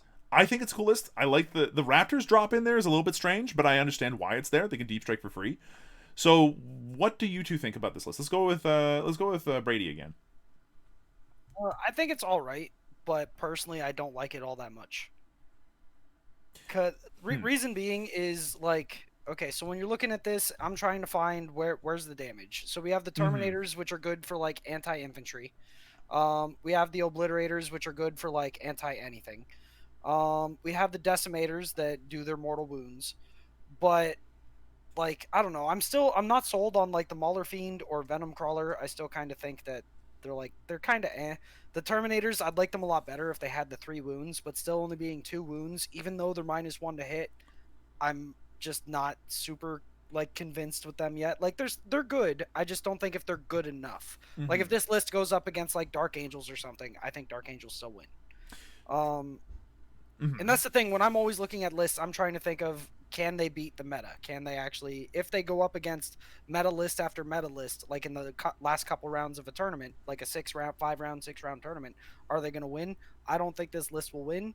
But that's more so or less just because I think Chaos is super outdated right now. Yeah. They just need, like, they haven't even got their 3 wound Terminators yet. Yeah. But so for what you can do within the Codex, I like it. I think it's one of the better lists you probably could do, but overall I just don't like it for the sense of trying to win like a major event with it. I think that this list is pretty much purely tailored to be an anti-meta list, specifically for dealing with Death Guard and Dark Angels. Soulburner Petards are unlikely to be immediately killed unless if there's a bunch of Meltabikes, which there might be. But there will be. There will be, sure. But they will have a 4-up invuln save or a 5-up invuln save to make it a little bit harder to kill them. And if they do get a chance to shoot, they rip right through Transhuman. They just do straight mortal wounds. So even the damage reduction doesn't do that much against them. They're really swingy, though. They can be, yeah. The Terminators are nice, though. The Lightning Claws are strength 4, so the Transhuman doesn't even enter into it. Rerolling wounds means that those, those Storm Shields are... Like, the rerolling wounds means the Transhuman does absolutely nothing to them. And the AP-2 is perfect for dealing with Storm Shields. I do think that these Terminators can group up to deal with one thing, but if they were Emperor's Champions, they'd be a bit stronger. This is where I'd like to have a second detachment. The Mauler Fiend, I agree. He doesn't seem to do very much in my list that a Venom Crawler couldn't do whilst also having guns attached to it, and I do like the Venom Crawler for that. And the Obliterators are great, but they're not Iron Warriors, which would make them a little bit more reliable. Yeah. And Obliterators, like, they're a unit that will straight up win you the game, or a unit that will just seem completely useless. Yeah, exactly. It really just depends. Iron Warriors helps mitigate that a little bit, but there are games where I've seen Obliterators just do, like, they're just the biggest paperweight ever. Yeah. So there's a lot to like in this list as far as an anti-meta list goes, but it's going to be a tough climb. I like a lot of the ideas, personally. I think there's just too much of the list that's, like Arrovor said, it's just too swingy. Yeah. Like, a lot of the core elements of this list are, like, really hit or miss. The other thing I'm looking at, right, and I don't know how much of a good idea this is, but, like, so Alpha Legion's, like, -1 to hit, right? Yeah, at more than 12 inches. Right? I mean, everything seems to, like, reroll hit in some regard, and it's now, like, all failed as opposed to just failed. Like, most armies have that mechanic in either like combat or shooting or whatever. Would it be worth like swapping out just those cultists and going Chaos Undivided and putting Poxwalkers in, just because they're like 100 times better for the same points cost, and just losing the -1 to hit? I don't know. Like, well, I could also see this just becoming an Emperor's Children's list and turning those Terminators into something that just auto charges as soon as it comes out of Deep Strike. There are a couple of other things that replace, but yeah, I absolutely see that. Okay, last list. I do think that this is an interesting list. I'm curious to see how it does. So Horror, best of luck. I actually do want to know what happens, so like let me know on Discord. I'm especially just interested to see how the Mind Veil works for you, because I've seen that as an idea on like a, a Smash Lord, just to have him teleport around the battlefield without necessarily needing to pay for a jump pack. But like, yeah, it should be interesting to see what happens. The one thing I like about that is it means the Lord Discordant can maneuver through walls where he might not normally be able to otherwise. So that's interesting. All right, our next and last list for the day I'm gonna relish this one. It's Glorg! Da-da-da-da-da-da. After looking at his list very quickly, yeah, it looks like an AdMech list. You know, it is what it is. Cool. That's it for our cast for today. I'm joking. Let's actually take a look at this. If you guys haven't seen it, Glorg actually has a YouTube channel where he did a very quick analysis of every single list in Alpha League. And that's how he treated my list, so it made me sad. So, we've got ourselves an AdMech. Strike Force level, the patrol detachment here. Our first patrol detachment is Styges. This means that they are... Which one's Styges again? Is that the -1 to be hit one? Styges is -1 to hit. Yeah, okay. So we got Tech Priest engines here to start things off. A Skitarii Vanguard squad, cheap and cheerful at 45 points. Sakara and Ruststalkers for that deploy scramblers. And then 2 squads of, count them up, 4 and then 5... like Cerberus Raiders? Or is that 3 and 4? 4 and 3. Yeah. Okay, so we have some Cerberus Raiders running around doing their thing. Then 2 flyers, Archaeopter, Fuselabs with the command uplink. Ornithopters. Yay, Ornithopters. they're all right. And then we've got Knights. So, this is going to be Equestria Mechanicus House Crass, making them extra stompy. We've got a Crestaurus Knight Megara. That's the flat 3 damage Tesla gun, flat 3 damage in melee. This guy absolutely kicks butt, and there's not 1, not 2, but 3 of them. One of them has the Knight Seneschal Warlord trait, which I don't even remember and don't even care. The other one's the Headsman's Mark, which makes his shooting more accurate. These 3 here are the actual meat of the list, and they're being backed up by everything else. Interesting, and especially considering that the meta right now is based around elite infantry and not big toughness 8 super knights that can get a 4-up invuln in combat. This is spicy. I think this legitimately has some serious things going on for it, especially with the flat 3 damage on it. Arrovor, what do you think? Okay, so I love it. Yeah, me too. I absolutely love this. Like I said earlier, everyone kind of forgot like knights existed because a lot of people used to just like take their anti-tank to deal with knight, you know, and that's why it became a thing. Can my list kill a knight? Then great, that's like one huge thing like covered in like list building step, because if you can kill a knight, you can kill pretty much any other vehicle in the game, right? Like it's gonna be like no problem. So that's where your anti-tank needs to be at. And a lot of people kind of stepped away from that and were like, well, you know, no one plays knights. And oddly enough, like Mortarion is in effect a knight in some regards better and more survivable. And again, and that's another reason why people were complaining about Mortarion a lot.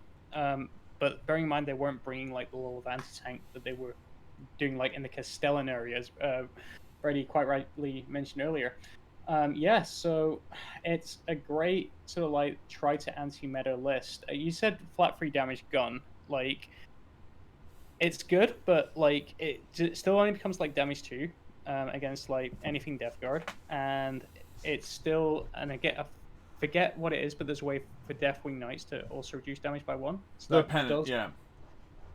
Bring it to damage 2 as well. It's still more effective than damage 1 or damage 2 would normally be. And the fact that it's Tesla with AP -2 baseline is gross. Yeah. I just get worried that, like, say for instance, like, his troops, like, die. Like, what is he actually use to hold objectives with? So, like, out of line of sight shooting, like Manticores, Plagueburst Crawlers, that sort of thing. So if those like troops die, you're literally using a knight to stand on an objective. Flyers aren't going to do it. Yeah. Glarg pipes up in the chat about his own list. It has the volume of fire to kill DG and DA, which I would agree with. The Tesla on those guns is insane. Like you cannot know how powerful these mags are until you bump into them, and they are extremely quick, which means they box you in. They have bigger problems than the 1 squad of 5 Skitarii Vanguard. I think the only thing that brings down something like this is something like an Imperial Guard like command tank that has access to full rerolls, which I don't think exists against Imperial Knights. The other cool thing about these guys is they can get up to 4-up invuln in close combat, which means that the Knight Megaras are way more durable than they ought to be compared to other knights of their kind, and they do slap, like, way harder than they look. I think that the only real downside of this list, like you said, is the lack of OBSEC. But when you've got this much front-loaded nonsense in these 3 Knight Megaras, it's difficult to have it's difficult to deal with all this, and you need to have a list that can either kill a knight a turn, which is very 8th edition, not 9th, or that can just play around the Knights and still somehow get past the Cerberus Raiders doing their nonsense and the Archaeopters doing their nonsense. It makes things difficult, I think. The only thing that this list really has a big weakness for is honestly secondaries kind of come easy. There's an easy kill secondary as long as you can kill a knight. That's 10 points right out of the gate pretty much, and that's potentially a problem. If you're going up a list that can kill this, then you're going to lose really, really hard. If they can't deal with a knight, then Glarg's list is going to win really, really hard. I think that like Creeper's Eldar list, for instance, might actually have a good time against this, potentially.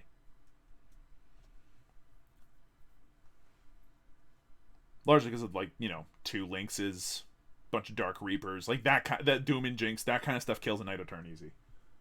Yeah, for sure. I think the list is all right though. Yeah. For the most part, this is I feel like this is the type of list, other than like the horses, which are more so for utility and maybe grabbing objectives. But this type of list, I feel like first 2 turns kind of, other than again like the horses, doesn't really give a shit about objectives. You kind of just kill your opponent and then win on objectives for turn 3, 4, and 5. Yeah.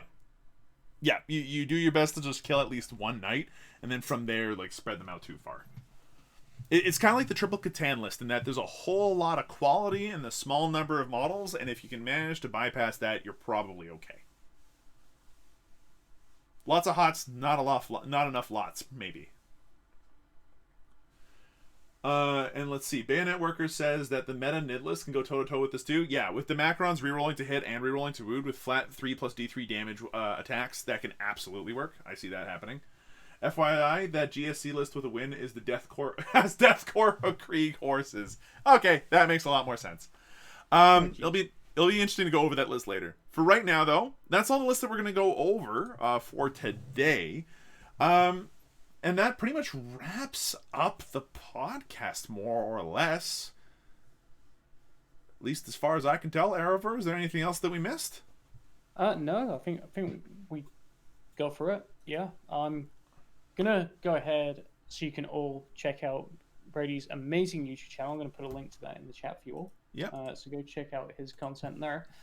Let's close it out.